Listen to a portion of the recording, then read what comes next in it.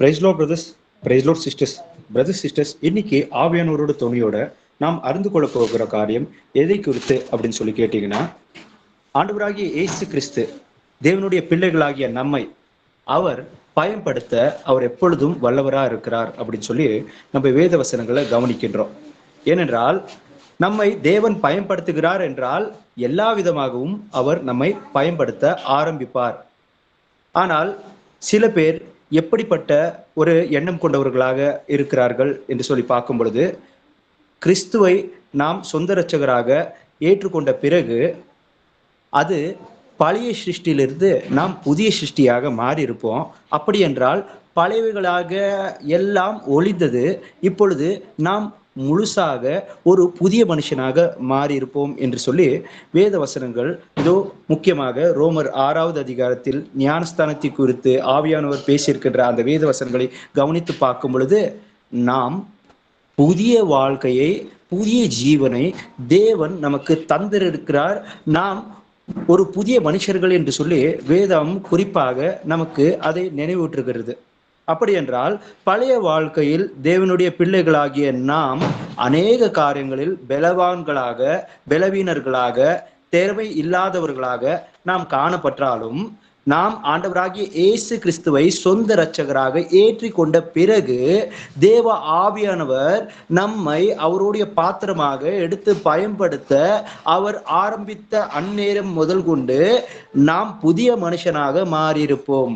புதிய மனுஷனாக நாம் மாறின பின்பு பழைய மனுஷனுக்குள் பயம் இருந்திருக்கலாம், பழைய மனுஷனுக்குள் தயக்கம் இருந்திருக்கலாம், பழைய மனுஷனுக்குள் குழப்பங்கள் இருந்திருக்கலாம், பழைய மனுஷனுக்குள் திறமைகள் இல்லாத ஒரு விளைவினை போல அவன் காணப்பட்டிருக்கலாம், அவனுக்குள் மறதி இருந்திருக்கலாம், அவனுக்குள் வியாதி இருந்திருக்கலாம். அப்படியாக அநேக விஷயங்களை நம்மால் சொல்ல முடியும். பழைய மனுஷன் என்று சொல்லி நாம் பார்க்கும் பொழுது பாவத்துக்கு முன்பதாக தோத்து போகின்றவனை போல இருக்கலாம். ஆனால் ஆண்டவராகிய இயேசு கிறிஸ்துவ சொந்த இரட்சகராக நாம் ஏற்றுக்கொண்டதுக்கு பிறகு நாம் முயற்சிக்கிறது அல்ல, நாம் அவர் மேல் விசுவாசத்தை வைத்து அவரை சொந்த இரட்சகராக ஏற்றுக்கொண்ட பிறகு அவரே நம்மை பயன்படுத்துகின்றதுக்கு வல்லவராக இருப்பார் அப்படின்றத தேவனுடைய பிள்ளைகளாகிய நாம் நன்றாக அறிந்து கொள்ள வேண்டும். ஏனென்றால் ஆண்டவராகிய இயேசு கிறிஸ்துவை இப்பொழுது சொந்த இரட்சகராக ஏற்றுக்கொண்ட பிறகும் கூட அநேக பேருக்கு ஜபம் செய்கிறதுக்கு தயக்கம் இருக்கும். எனக்கு ஜபம் செய்ய வராது, அவங்க அதிகமாக படிச்சிருக்காங்க, அதனால வசனங்களை வச்சு ஜபிக்க முடியுது, ஆனால் எனக்கு படிப்பறிவு இல்லை இல்லையா, நான் பிறந்ததுலேருந்தே படித்தது கிடையாது, நான் 4 வாரத்தை படிச்சிருந்தேன்னா எனக்கு அந்த எழுத்துக்களை வச்சு நான் வந்துட்டு அந்த வசனத்தை வச்சு என்னால் ஜபிச்சிருக்க முடியும், ஆனால் எனக்கு சின்ன வயசுலேருந்து நான் ஸ்கூல் பக்கமே போனது கிடையாது இல்லையா, அதனால எனக்கு ஜபிக்கிறதுக்கு முடியாது அப்படின்றது போல சில பேர் கூச்சப்பட்டுனே இல்லை என்னால் முடியாது அப்படின்னு சொல்லி நினைப்பாங்க. என்னால் இல்லை, ஆண்டவரை ஏற்றுக்கொண்டதுக்கு அடுத்து அவரால் என்னை பயன்படுத்துகின்ற அவரால் எல்லாம் முடியும் அப்படின்னு சொல்லி நம்ம நினைச்சு, எசப்பா எனக்கு உதவி செய்யுங்க அப்படின்னு சொல்லி உள்ளத்துல இருந்து ஜபம் பண்ணி, அப்பா இப்ப நான் ஜபிக்க ஆரம்பிக்கிறேன் தகப்பனே, அப்பா எதை குறித்து அப்படின்னு சொல்லி அப்படியே கேட்டோன்னா ஆவியானவர் அப்படியே நம்மளுடைய வாய் வார்த்தைகளை தன்னுடைய கட்டுப்பாட்டுக்குள்ள கொண்டு அவர் நம்மை பயன்படுத்த ஆரம்பிப்பார். ஜபிக்கின்றதுல இருந்து பிடிச்சு, நம்மளுடைய அன்றாட வாழ்க்கையில் நாம் எடுக்கின்ற தீர்மானத்திலிருந்து பிடித்து எல்லா இடங்களிலும் நம்ம ஒரு புதிய மனுஷனை போல ஆண்டவர் நம்மளை காமிப்பாரு இந்த உலக மனுஷர்களுக்கு. சரிங்களா? சரி, இதற்கு முதல் வசனத்தை வாசிக்கலாம். 2 கொரிந்தியர் 13வது அதிகாரம் 3வது வசனம். 2 கொரிந்தியர் 13வது அதிகாரம் 3வது வசனம். கிறிஸ்து எனக்குள்ளே பேசுகிறார் என்பதற்கு அத்தாட்சி தேடுகிறீர்களே, அவர் உங்களிடமாய் பலவீனர் அல்ல, உங்களிடத்தில் வல்லவராய் இருக்கிறார். ஆமென். ஆமென். ஏசப்பா உங்களிடத்துல பலவீனரை போல இல்ல. எப்படி இல்ல, என்னால என்ன செய்ய முடியும், ஆண்டவரை சொந்த ரட்சகரா ஏற்றுக்கிட்டேன், ஆனா பாவத்தை என்னால மேற்கொள்ள முடியுங்களா, இதோ என்னால வந்துட்டு இப்படி தைரியமா பேச முடியுமா 4 பேர் முன்னாடி, என்னால இதோ இந்த படிச்சிருக்கிற இவங்க அவ்வளோலாம் படிச்சிருக்கிற இவங்களுக்கு போய் நான் சுவிசேஷ வசனங்களை சொல்ல முடியுமா, ஐயோ சில பேர்லாம் வந்துட்டு கட்டட சபைக்கு போறாங்க, அவ்வளோ வருஷமா அவங்க எல்லாம் கிறிஸ்தவங்க, அவங்களுக்கு எவ்வளவு வசனங்கள் தெரியும், நான் இப்பதான் ஒரு புறஜாதியிலிருந்து ஆண்டவர் என்னை தேர்ந்தெடுத்து கொண்டிருக்கிறாங்க, இப்போ எனக்கு வசனம்லாம் தெரியாது, போய் அவங்க கிட்ட பேசினேன்னா அதுக்கடுத்து அவங்க எனக்கு எதனா வசனது மூலியமா கேள்வி கேட்ட என்ன ஆயிருமோ ஏதோ, ஐயோ என்னால பேச முடியாது அப்படின்றது போல சில பேர் நினைச்சுப்பாங்க. நினைச்சுனே கடைசி வரைக்குமே பேசுறதுக்கு அட்லீஸ்ட் எனக்குள்ள ஆவியானவர் இருக்கிறாரு அப்படின்றத நான் வந்துட்டு செக் பண்றதுக்குன்னா, ஏசப்பா நான் அங்க போக போறேன், அப்பா எனக்கு என்ன பேசுறேன் அப்படின்னு சொல்லி எனக்கு தெரியாது, ஆனா அவங்களுக்கு சத்தியத்தை அறிவிக்கணும், அது தெரியும், அப்பா நீங்க உதவி செய்யுங்க அப்படின்னு சொல்லி நம்ம அந்த இடத்துல போன உடனே எங்களிடத்தில் ஏசப்பா எப்படி இருக்கிறாரு? அவர் வந்துட்டு அவர் வல்லமை உள்ளவராக நம்மை அவர் பயன்படுத்துகின்றவராக இருப்பார். அதனால ஏசப்பா நம்மளை பயன்படுத்துவார் அப்படின்றதுக்கு ஒரு நல்ல சாட்சி உள்ள ஒரு வசனத்தை நம்ம இப்ப வாசிச்சோம். அப்போஸ்தலனாகிய பவுலே சொல்றாரு பாருங்களேன், கிறிஸ்து எனக்குள் பேசுகிறார் அப்படின்றாரு. பவுலோட பிரசங்கத்தெல்லாம் கேட்கும்போது அந்த பிரசங்கத்தை குறித்து நம்ம வாசிக்கும் பொழுது, ஆஹா எவ்வளோ ஒரு ஆவியானவர்னால நடத்தப்பட்ட ஒரு வைராக்கியம் கொண்ட ஒரு மனுஷனா இருக்கிறாரே இவரு அப்படின்னு சொல்லி நம்ம நினைப்போம். ஆனா அவர் என்னன்னு சொல்லி சொல்றாரு, இல்லப்பா கிறிஸ்து என்னை கொண்டு பேசினார் அப்படின்றாரு. என்னையே பயன்படுத்தி பேசும்போது உங்களை பயன்படுத்தி பேச மாட்டாருங்களா? உங்களை உபயோகிக்க மாட்டாருங்களா? அதனால அவர் உங்கள் மூலியமாகவும் அவர் பேசுவார் அப்படின்றத நீங்க புரிஞ்சுக்கங்க அப்படின்னு சொல்லி ஏசப்பா சொல்ல வர்றாரு. சரிங்களா? பவுல் மூலியமா. முதலாவதா இந்த உலகத்துல எப்படி நம்ம வந்துட்டு பலவீனர்களாக நம்ம காணப்படுறோம் அப்படின்றத நம்ம ஒரு ஓரலா தெரிஞ்சுக்கலாம். ஃபர்ஸ்ட் ஆஃப் ஆல், மனுஷர்களாகிய நாம் யாருடைய சாயல்னால சிருஷ்டிக்கப்பட்டவர்கள் அப்படின்னு சொல்லி கேட்டீங்கன்னா, ஆண்டவராகிய ஏசு கிறிஸ்துவின் சாயல் அப்படின்னு சொல்லி நம்ம பார்க்கிறோம் இல்லைங்களா? நம்மளுடைய கர்த்தருடைய சாயல்ல நம்ம ஒவ்வொருத்தரும் சிருஷ்டிக்கப்பட்டோம். அப்படின்னா அவருடைய சாயல் அப்படின்னு சொல்லி சொல்லும்போது அவருடைய குணாதிசயங்கள் அப்படின்னு சொல்லி நம்ம பார்க்கும்போது அன்பு, சந்தோஷம், சமாதானம், நீடிய பொறுமை, தயவு, நற்குணம், விசுவாசம், சாந்தம், இச்சை, அடக்கம் என்கின்ற 9 கனிகள் அவருடைய பிள்ளைகளாகிய நம்ம ஒவ்வொருத்தருக்குள்ளேயோ ஆவியானவர் மூலியமாக நமக்கு கிடைக்குது. அவருடைய குணாதிசயத்தை மனுஷன் பாவத்தின் மூலியமா இழந்துட்டு இந்த உலகத்தின் மனுஷர்கள் ஈர்க்கப்பட்டு அதை அவனுடைய இருதயத்துக்குள்ள ஒரு ஆசையாவோ இச்சையாவோ அதுக்கடுத்து பின்காலத்துல அதுக்கு ஒரு பாரம்பரியம் என்கின்ற ஒரு அடியாளத்தை கொடுத்து, இல்லைன்னா இது ஒரு பாரம்பரியம் என்கிறதை போலவும் ஒரு சடங்காசரை போலவும் இப்படியாகத்தான் ஆண் இருக்க வேண்டும், இப்படியாகத்தான் பெண் என்றால் இருக்க வேண்டும் என்கிறதை போலெல்லாம் தான் செய்கின்றது பாவம் என்கிறது கூட அறியாமல் இருக்கிறதை போல மனுஷர்கள் மாறிவிட்டார்கள். அது வேற விஷயங்கள். ஆனா ஏசப்பாக்குள்ள சாயல் என்று சொல்லி பார்க்கும் பொழுது ஏசப்பா எப்படி இருப்பாரு? ஏசப்பாடைய பேச்சு எப்படி இருக்கும் இல்லைங்களா? நம்ம வேத வசனங்களை எல்லா இடங்களையும் பார்க்கும்போது ஏசப்பா வந்துட்டு எங்கேயும் முகதாட்சணியம் இல்லாம யாருக்கும் பயப்படாம ஏசப்பா வந்துட்டு எல்லா விஷயத்தையும் அவர் வந்துட்டு தெளிவா மனுஷகுமாரனா வந்து அந்த நாட்கள்ல பேசுகிறத நம்மளால பார்க்க முடியுது இல்லைங்களா? அவர் தேவனா இருக்கிறாரு அப்படின்னு சொல்லி நம்ம சொல்லலாம். ஆனா ஏசப்பா இந்த உலகத்துக்கு மனுஷனா வரும்போது அவர் வந்துட்டு பிரசங்கிக்கிற அந்த பிரசங்கத்தை கேட்ட மக்கள் எல்லாம் பார்த்துட்டு, இவர் இதோ படிப்பறிவு இல்லாத ஒரு மனுஷனா இருக்கிற இவருக்கு வேத வசனங்களை எப்படி அறிஞ்சிருக்கிறார் அப்படின்னு சொல்லி மனுஷர்களா அவங்கள பார்த்து அவங்களே பிரமிச்சு போனாங்க அப்படின்னு சொல்லி நம்ம பாக்குறோம். சரி, ஏசப்பா தான் வார்த்தையானவர், அவருக்கு தெரியாத வசனமா, அவர் தானே தேவனே அப்படின்னு சொல்லி நம்ம அந்த ஒரு விஷயத்த முன்வைச்சாலும், இதோ பேதுருவ, யோவான, இவங்களெல்லாம் மீன் பிடிக்கிறவர்கள், இவர்களுக்கு படிப்பு அறிவு அப்படின்றது வந்துட்டு அந்த அளவுக்கு கிடையாது இல்லைங்களா? அவர்கள் கல்லா இருக்கிறார்களே, இவர்களுக்கு வேத வசனங்களை எப்படி அறிந்திருக்கிறார்கள் அப்படின்னு சொல்லி அவங்க எல்லாருமே மீண்டும் பிரமிப்படைந்தாங்க அப்படின்னு சொல்லி நம்ம பார்க்கிறோம் ஒவ்வொருத்தரையும். அப்படின்னா பழைய வாழ்க்கையில நம்ம வந்துட்டு பலவீனர்கள், ஆனா கிறிஸ்து இயேசு நம்மை அவருடைய பரிசுத்த தூய ரத்தத்தினால நம்மள பிரித்து எடுத்ததுக்கு அடுத்து நம்ம பலவான்கள்.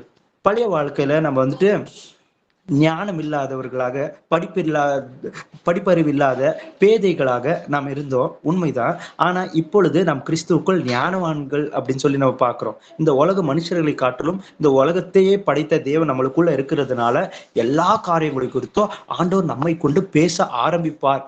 அதுக்கு ஒரு உதாரணமாக தேவ சாயலுக்கு ஒரு உதாரணமாக நாம் பார்க்கும் பொழுது அவருடைய ரூபத்தின்படி அவருடைய சாயலில் ஆதாமுக்குள்ள சில குணாதிசயங்களை நம்மளால கவனிக்க முடியும். ஆதாம் பாருங்க, ஏசப்பா வந்துட்டு எல்லா மிருக ஜீவங்களையும் பறவைகளையும் அவர் வந்துட்டு சிருஷ்டித்ததுக்கு அடுத்து அவனுக்கு முன்னாடி கொண்டு வந்ததுக்கு அடுத்து அதுக்கு பேர் வைக்க ஏசப்பா சொல்லும்போது அவன் எப்படி பேர் வைக்கிறான்? பர்ஃபெக்டா இருந்துச்சு அப்படின்னு சொல்லி ஏசப்பா வசனத்துல குறிப்பா சொல்றாரு. அவன் சூட்டுன ஒவ்வொரு பேரும் பர்ஃபெக்டா இருந்துச்சு அப்படின்னு சொல்லி, இல்லைங்களா? அது மட்டுமே இல்ல, அவனுடைய விழாவிலிருந்து சிருஷ்டித்த அவனுடைய மனைவியை கூட அவன் பார்த்துட்டு என்னன்னு சொல்லி சொல்றான்? ஆமா, மனுஷிலிருந்து அவளை தேவன் உண்டாக்குனபடினால அவள் மனுஷி என்னப்படுவாள் அப்படின்னு சொல்லி அதை பார்த்த உடனே அது இப்படிதான் அப்படின்னு சொல்லி சொல்றான் இல்லைங்களா? ஆனா இந்த உலகம் எப்படி டாமினேட் பண்ணி ஒரு மனுஷனுக்குள்ள இருக்கிற திறமைகளையும் ஆண்டவருடைய சாயலையும் இழக்கும்படியா பிசாசு இன்னைக்கு அவனுடைய பிள்ளைகள், அவனுடைய ஆவியை கொண்ட மனுஷர்கள், ஒண்ணு கர்த்தருடைய ஆவி இல்லைன்னா அந்த மனுஷனுக்குள்ள இருக்கிறது உலகத்தின் ஆவி அப்படின்றதுதான். அப்படின்னா அந்த உலகத்தின் ஆவி எப்படி சொல்லுது சொல்லுங்க? ஒரு மனுஷனுக்கு பார்த்து அவனுக்கு அவனுக்குள்ள தயக்கமும் கூச்சமும் பயமும் நடுக்கங்களும், அதுக்கடுத்து நிறைய கொழுப்பமான ஒரு மனநிலை கொண்டவர்களா அவங்க எந்த ஏஜ்ல இருந்து மாறி இருப்பாங்க அப்படின்னு சொல்லி கேட்டீங்கன்னா, சின்ன வயசுல இருந்து பாத்தீங்கன்னா அவங்களுக்கு தான் என்னவா இருக்கு அப்படின்றதே அவங்களுக்கு தெரியாது. சிறு குழந்தைக்குள்ள போல நீங்க மாறாவிட்டால் நீங்க பரலோக ராஜ்யத்துக்குள் பிரவேசிப்பதில்லை. ஆனா அது நாள் ஆவாவத்தான் அதுக்கு தெரிய வரும். ஜனங்க அவங்க சுத்தி இருக்குன்ற அந்த சமுதாய மக்கள் இருக்கிறாங்களே, அவங்க பார்த்து சொல்லுவாங்க, என்ன இவன் கருப்பா அசிங்கமா இருக்கான் அப்படின்னு சொல்லலாம். அவ்வளவு நாளா சிரிச்சு அழகா தயக்கமின்றி பேசி கொண்டிருந்த அந்த பிள்ளை என் முகத்தை பார்த்தாலே அவங்க வந்துட்டு அவங்களுக்கு ஒரு மாதிரி முகத்தை திருப்பிக்கிட்டாங்க. என்னால அந்த சொந்த சகோதரி, அண்ணன், தங்கச்சின்னு சொல்லியே காமிச்சுக்கிறதுக்கு என் சொந்த குடும்பத்தார்களே வந்துட்டு நான் அழகா இல்லை அப்படின்னு சொல்லி அவங்க வந்துட்டு அதை என்னை யார்கிட்டயும் இன்ட்ரடியூஸ் பண்ண மாட்டாங்க அப்படின்றது போல கூட சில பேர்களுக்கு இந்த உலக மக்கள் செய்திருக்கிறத பார்க்க முடியும். இது மட்டுமே கிடையாது, அப்படியே அது வளர வளர ஒரு சாதியை வச்சு இதை இவங்க இப்படிப்பட்டவர்கள் அதுக்கு தெரியாது. ஆனா அவ்வளவு நாள் வரைக்கும் அது தெளிவா பேசிட்டு இருக்கலாம், தைரியமா இருக்கும், தான் பேசுறது தான் எடுக்கிற தீர்மானம் எல்லாமே பர்ஃபெக்டா இருக்கு அப்படின்ற அந்த குழந்தை வளர வளர வளர அதுக்குள்ள ஓஹோ இந்த சமுதாய மக்கள் வந்துட்டு என் பல்ல குறிச்சோ, என்னுடைய கலரை குறிச்சோ, என்னுடைய உயரத்தை குறிச்சோ, இல்லைன்னா என்னுடைய சரீரத்தின் அந்த தோற்றத்தை குறித்தோ இப்படியாகலாம் நினைக்கிறாங்களே, அதனால எனக்கு தயக்கமா இருக்கு, அதனால எனக்கு பயமா இருக்கு, இது என்னால முடியாது அப்படின்னு சொல்லி அவங்களே சொல்றாங்க. இந்த பிள்ளைலாம் ஆவாது, இதுக்கு ஒன்றும் தெரியாது புரியாது அப்படின்னு சொல்றாங்கன்னா அதனாலயும் அவங்க என்ன ஆகுறாங்க அப்படின்னு சொல்லி கேட்டீங்கன்னா, கம்ப்ளீட்டா நான் எதுக்குமே பிரயோஜனமே இல்லாதவன் அப்படின்றது போல அதை நினைக்க ஆரம்பிச்சிடும். சரியா? எது வெளி தோற்றத்தை வச்சு மனுஷர்கள் இவர்கள் இப்படிப்பட்டவர்கள் இல்ல இல்ல இது முடியாது அப்படின்னு சொல்லி பிசாசு அப்படி பேசி அந்த ஒரு சாயலையும் ஆண்டவருடைய சாயலுக்குள்ள ஒரு குணாதிசயம் என்ன அப்படின்னு சொல்லி கேட்டீங்கன்னா, ஒவ்வொருத்தருக்கும் ஆண்டவர் வந்துட்டு அந்த ஞானம் அப்படின்றது வந்துட்டு அந்த பிராக்டிக்கல் பேசிக்கா ஒரு மனுஷனுக்குள்ள இந்த விஷயங்கள் ஒவ்வொரு விஷயங்களும் பேசும்போது அந்த தெளிவு இது எல்லாத்தையும் ஆண்டவர் வந்துட்டு அந்த பிறப்புல இருந்த மனுஷர்கள் கூட கொடுத்துருப்பாங்க. ஆனா அது வளர வளர வளர இந்த சமுதாயத்துக்குள்ள அந்த குழந்தை வளர்ந்து அதுக்கடுத்து ஒரு வாலிபனா மாறி அதுக்கடுத்து அந்த சமுதாயத்துக்குள்ள போகும்பொழுதுதான் அதுக்கு தெரிய வரும், இல்லப்பா என் பல் இப்படி இருக்கு அப்படின்றாங்க, என் கண் இப்படி இருக்கு அப்படின்றாங்க, என் வாய்ஸ் இப்படி இருக்கு அப்படின்றாங்க, என் முடி இப்படி இருக்கு அப்படின்றாங்க. அப்படின்றது போல அது ஒடுக்கப்படுறதுக்கு ஆரம்பிக்கப்படும். பிசாசு இப்படிதான் ஒடுக்கி அவங்களை முழுசா ஒன்றுக்கும் உதவாதவர்கள் அப்படின்னு சொல்லி பலவீனர்களா மாற்றி ஒடுக்கி வச்சிருப்பான். ஆனா இயேசுப்பா என்ன செய்யறாரு? இந்த பலவீனனா இருக்கிற உன்னைத்தான் நான் பலசாலியா உன்னை கொண்டுதான் எல்லா காரியத்தையும் செய்ய போகிறேன் அப்படின்னு சொல்லி நம்ம ஒவ்வொருத்தரையும் ஆண்டவர் வந்துட்டு புதிய பிள்ளைகளா நம்மளை மாற்றிருக்கிறாரு. இது எப்படி வந்துட்டு சாத்தியமாக மாறினது? எப்படி இயேசுப்பா தன்னுடைய பிள்ளைகள் யாரெல்லாம் அவரை சொந்த ரட்சகராக ஏற்றுக்கொள்கிறார்களோ அவர் ஒவ்வொருத்தரையுமே அவருடைய சாயலாக எல்லா விஷயத்திலையும் ஒரு புதிய மனுஷனாக இயேசுப்பா எப்படி மாற்றிட்டு வராரு அப்படின்றதுக்கு நல்ல எக்ஸாம்பிள் பவுல் தான். சரிங்களா? பவுலுடைய வாழ்க்கையின் அந்த வரலாறிலிருந்து நம்ம இந்த எல்லா விஷயங்களையும் அறிஞ்சுக்கலாம். கலாத்தியர் 1 கலாத்தியர் 1 மேலும் சகோதரரே, என்னால் பிரசங்கிக்கப்பட்ட சுவிசேஷம் மனுஷருடைய யோசனையின்படியானதல்லவென்று உங்களுக்கு தெரிவிக்கிறேன். நான் அதை ஒரு மனுஷனால் பெற்றதும் இல்லை, மனுஷனால் கற்றதும் இல்லை. இயேசு கிறிஸ்துவே அதை எனக்கு வெளிப்படுத்தினார். ஆமேன். ஆமேன். இங்க பாத்தீங்களா வசனத்துல என்னன்னு சொல்லி சொல்றாரு? இதோ நான் இந்த வேத வசனங்களும் உங்களுக்கு அறிவிக்கின்ற இந்த சுவிசேஷமும் இது இருக்கு இல்லைங்களா, இது மனுஷனுடைய கற்பனை அல்ல. கற்பனையினால ஏதோ எனக்கு தோன்றுத அப்படின்றது போலயோ ஏதோ உங்களுக்கு ஒரு பொய்யா நான் அறிவிக்கல. இது என்னென்ன நான் சொல்லிட்டு இருக்கிற ஒவ்வொரு விஷயங்களும் இந்த வசனத்தின் அடிப்படையில இருக்கு அப்படின்றத எனக்கு யார் தெரியுங்களா எனக்குள்ள பிரசங்கிச்சு எனக்கு இது எல்லாத்தையும் உபதேசிச்சாரு. நான் என்னைக்கு ஞானஸ்தானத்தை எடுத்து ஆண்டவர் சொந்த ரட்சகரா ஏற்றுக்கணும், அன்னிலிருந்து பரிசுத்த ஆவியானவர் எனக்குள்ள வந்து எனக்குள்ள அவரே எனக்கு எல்லாத்தையும் சொல்லி கொடுத்து உபதேசித்தாரு அப்படின்னு சொல்லி அவங்களுக்கு சத்திய வேதாமத்துல இருக்கின்ற அந்த மறைப்பொருள்களையும் சுவிசேஷத்தின் அந்த ரகசியங்களையும் அவங்களுக்கு வெளிப்படுத்தி பேசும் பொழுது, இது எனக்கு ஒரு மனுஷர்கள் வந்து இல்ல ஆதி அப்போஸ்தலர்கள் அவர்கள் எல்லாரும் இவருக்கு உபதேசித்து டீச் பண்ணி இப்படி கத்துக்கினது தான். அதுக்கடுத்து நான் இப்படிதான் இந்த ரகசியங்கள் எல்லாத்தையும் அறிஞ்சுக்கிட்டேனா அப்படின்னு சொல்லி கேட்டீங்கன்னா, இல்ல, ஆண்டவராகி இயேசு கிறிஸ்துவே எனக்குள்ள பேசினார் அப்படின்னு சொல்லி சொல்றாரு. அவர் தான் எனக்கு எல்லாத்தையும் உபதேசிச்சாரு. இந்த வசனத்துக்கு இதுதாப்பா விளக்கம், இதோ இதுதாப்பா அடுத்து இது நடக்க போகுது, இது நடந்து முடிஞ்சிருக்கு, இந்த விஷயங்களை குறித்து இந்த வசனத்தை கொண்டு அவங்களை எச்சரி அப்படின்றது போல ஒவ்வொரு விஷயங்களையும் ஏசப்பா தான் என்னுடைய இருதயத்துக்குள்ள இருந்து அவர் என்கிட்ட பேச ஆரம்பிச்சாரு அப்படின்றாரு. பாக்குறீங்களா? அப்படின்னா ஏசப்பா வந்துட்டு நம்மளுக்குள்ள வரும்போது அவர் உபதேசகராக இருந்து நாம் என்ன செய்ய வேண்டும் அப்படின்றதையும், வேத வசனங்களை வாசிக்கும் பொழுது அந்த வேத வசனத்துக்கு உண்டான விளக்கம் என்ன அப்படின்றதையும், இதை எப்படி சொல்லணும் அப்படின்றதையும் முழுசா அவருடைய கட்டுப்பாட்டுக்குள்ள நம்மளை அவருக்கு எடுத்துக்கிட்டு அவர் நம்மள பயன்படுத்த ஆரம்பிப்பாரு, நம்ம கிட்ட பேச ஆரம்பிப்பாரு. புரிய வச்சுட்டாருன்னா அது எப்படி புரிஞ்சிடுச்சுன்னா ஓகே. உங்களுக்குள்ள அந்த ஒரு சப்ஜெக்ட் புரிஞ்சிடுச்சுன்னா நீங்க அது இப்படித்தான் எக்ஸ்பிளைன் பண்ணணும் அப்படின்னு சொல்லி எழுதி வச்சுக்க வேண்டிய அவசியம் கிடையாது. உங்களுக்கு புரிஞ்சிருக்குன்னா அந்த நேரத்துல ஏசப்பா உங்களுக்கு ஏற்ற வார்த்தைகளை கொடுத்து அந்த இடத்துல அது விவரிக்கிறதுக்கு உதவி செய்வாரு. சரிங்களா? உங்களுக்கு புரிஞ்சிருக்குன்னா இருதயத்துல இருக்குன்னு அர்த்தம். ஏற்ற வார்த்தையை அந்த நேரத்துல ஏசப்பாவை உங்களுக்கு கொடுத்து மற்றவர்களுக்கு அது புரிய வைப்பாரு. ஏன்னா உங்களுக்கு புரிஞ்சிருக்கு இல்லைங்களா? அதனால உங்களுக்கு அந்த புரிய வைக்கிற அந்த ஒரு திராணியை ஏசப்பா உங்களுக்கு கொடுத்துருப்பாருங்க. கலாத்தியர் 1வது அதிகாரம் 15 17 வசனத்தை வாசிங்க. கலாத்தியர் 1வது அதிகாரம் 15 17. அப்படி இருந்தும் நான் என் தாயின் வயிற்றில் இருந்தது முதல் என்னை பிரித்தெடுத்து தம்முடைய கிருபையினால் அழைத்த தேவன் தம்முடைய குமாரனை நான் புறஜாதிகளிடத்தில் சுவிசேஷமாய் அறிவிக்கும் பொருட்டாக அவரை எனக்குள் வெளிப்படுத்த பிரியமாய் இருந்தபோது உடனே நான் மாம்சத்தோடும் இரத்தத்தோடும் யோசனை பண்ணாமலும் எனக்கு முன்னே அப்போஸ்தலர் ஆனவர்களிடத்திலே எருசலேமுக்கு போகாமலும் அரபி தேசத்திற்கு புறப்பட்டு போய் மறுபடியும் தமஸ்கு ஊருக்கு திரும்பி வந்தேன். ஆமென். ஆமென். என்னன்னு சொல்லி சொல்றாரு பாருங்களேன்.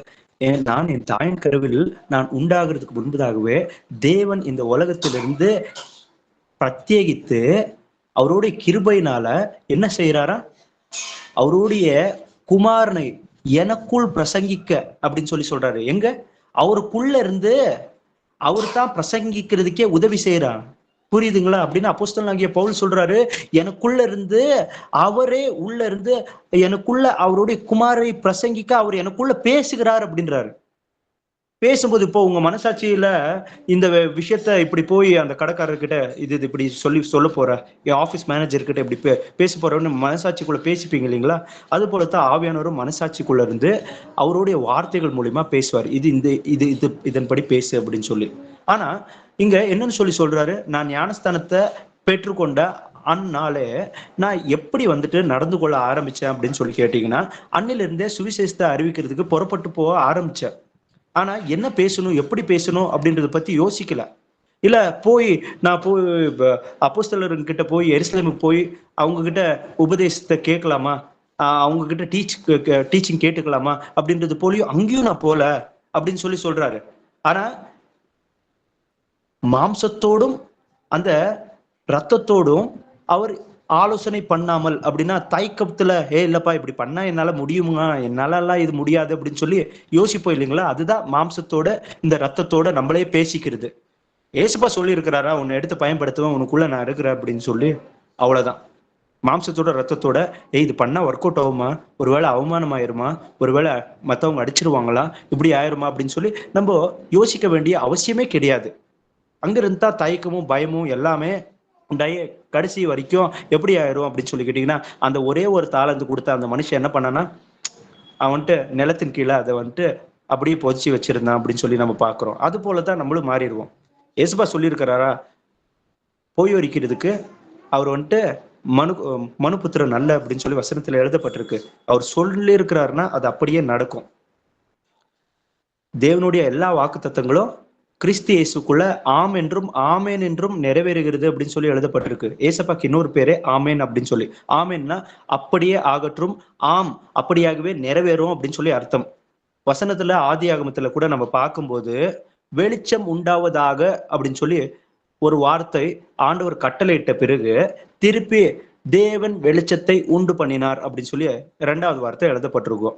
ஏன் அப்படி எழுதப்பட்டிருக்கோம் அப்படின்னு சொல்லி அவர் தேவனையா கட்டளை இடுறாரு, அப்படியே அது நிறைவேறுது அப்படின்றதுதான். அப்படியாதான் தேவனுடைய வசனத்துல இப்படி எழுதப்பட்டிருக்கு, ஆமேன் அப்படின்னு சொல்லி இது எனக்குள்ளேயும் நிறைவேறுது அப்படின்னு சொல்லி நம்ம அதை விசுவாசத்தோட ஏற்றுக்கும் போது, ஆமா இந்த வார்த்தையின்படி ஆண்டவர் எனக்குள்ள இருக்கிறாரு, என்னையும் கொண்டு அவர் பேசுகிறார், அவர் என்னையும் பயன்படுத்துவார் அப்படின்னு சொல்லி விசுவாசிச்ச அந்நேரத்திலேயே எஸ்பா நம்மளை எடுத்து பயன்படுத்த ஆரம்பிப்பாரு.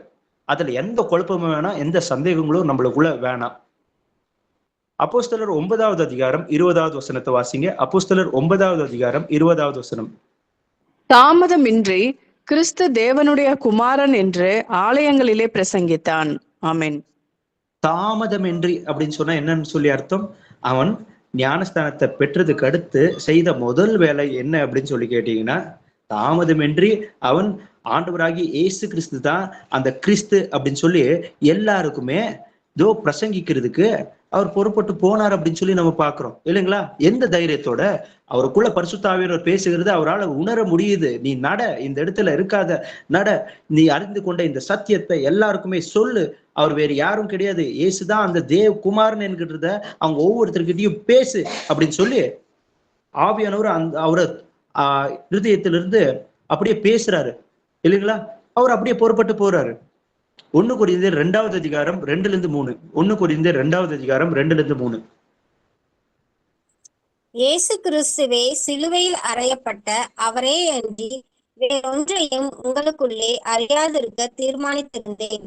அல்லாமலும் நான் பலவீனத்தோடும் பயத்தோடும் மிகுந்த நடுக்கத்தோடும் உங்களிடத்தில் இருந்தேன். ஆமென். இங்க பாருங்களேன், கொரிந்து சபைக்கு அவர் சுவிசேஷத்தை அறிவிக்கிறது போகும்போது என்னன்னு சொல்லி சொல்றாரு, ஆண்டவராகி இயேசு கிறிஸ்தையே அல்லாம வேற எதையும் குறித்தும் நான் அறியாமல் இருந்தேன். அதுக்கடுத்து எனக்குள்ள நிறைய பயங்கள் இருந்துச்சு, நடுக்கங்கள் இருந்துச்சு அப்படின்னு சொல்லி சொல்றாரு. ஆனாலும் அந்த இடத்துல நான் போய் சுவிசேஷத்தை அறிவிக்கிற எனக்கு ஒரு விஷயம் தெரியும், ஆண்டவராகி இயேசு கிறிஸ்து என் பாவத்துக்காக மரிச்சிருக்கிறாரு, என்னுடைய மீறுதலுக்கு உண்டாகிற தண்டனையை அவர் ஏற்றுக்கொண்டிருக்கிறாரு, அவருடைய ரத்தத்தினால என் பாவங்கள் மன்னிக்கப்பட்டுச்சு, அதுக்கடுத்து அவர் எனக்குள்ள வந்து வாசம் செய்து கொண்டிருக்கிறார். இது மட்டும் எனக்கு தெரியும். ஏசப்பா எனக்காக இது தெரிஞ்சிருந்தாலே ஓகே, இது தெரிஞ்சிருந்தாலே அந்த தகுதியை ஏசப்பா நம்மளை கொடுத்திருப்பாரு. அவர் என்னன்னு சொல்லி சொல்றாரு, ஒன்றும் அறியாதவனா இருந்த, பயப்படுகிறவனாக இருந்த, ஆனா ஒரே ஒரு விஷயத்த அறிஞ்சிருந்த, ஏசப்பா எனக்காக மரிச்சிருந்தாரு அப்படின்றாரு. ஆனா அதுக்கடுத்து ஏசப்பா அவன் புறப்பட்டு போற அந்த ஒவ்வொரு இடத்துலயும் ஒன்றும் அறியாமல் இருந்தேன் அப்படின்றானு. அவன் கொரியன்த்துக்கு போனது அவன் முதல் பிரயாணத்தை குறித்தும் மிஷினரி பிரயாணங்களை குறித்து நம்ம வேதாமத்துல எழுதப்பட்டிருக்கு. பார்க்கும்போது முதல் பிரயாணத்துல அவன் எப்படி பிரசங்கித்தான் அப்படின்னு சொல்லி நம்மளால கவனிக்க முடியும். 2வது பிரயாணத்துல எப்படி பிரசங்கித்தான், 3வது எந்த இடத்துலயும் வேர்வேஷன் உங்களால கவனிக்கவே முடியாது. ஒரு புதிய மனுஷன் இல்ல எக்ஸ்பீரியன்ஸ் பர்சன் அப்படின்றது போல ஒரே விதமா இருக்கும். ஸ்டார்டிங்ல இருந்த அப்படியே அந்த வசனங்களை கொண்டு இது இந்த வசனத்தின் அடிப்படையில நீங்கள் மனம் திரும்புங்கள், இது சங்கீதத்துல எழுதப்பட்டிருக்கு இல்லையா, இந்த வசனத்தின் அடிப்படையில் அப்படின்றது போல ஒவ்வொரு விஷயங்களையும் வசனத்தை கோட் பண்ணி அவங்க கிட்ட பேசுறாரு. இல்லைன்னா ஓவராலா அவங்களுக்கு அந்த சப்ஜெக்ட் என்ன அப்படின்னு சொல்லி புரிய வச்சு மனம் திரும்புதலுக்குள்ள கொண்டு வராரு.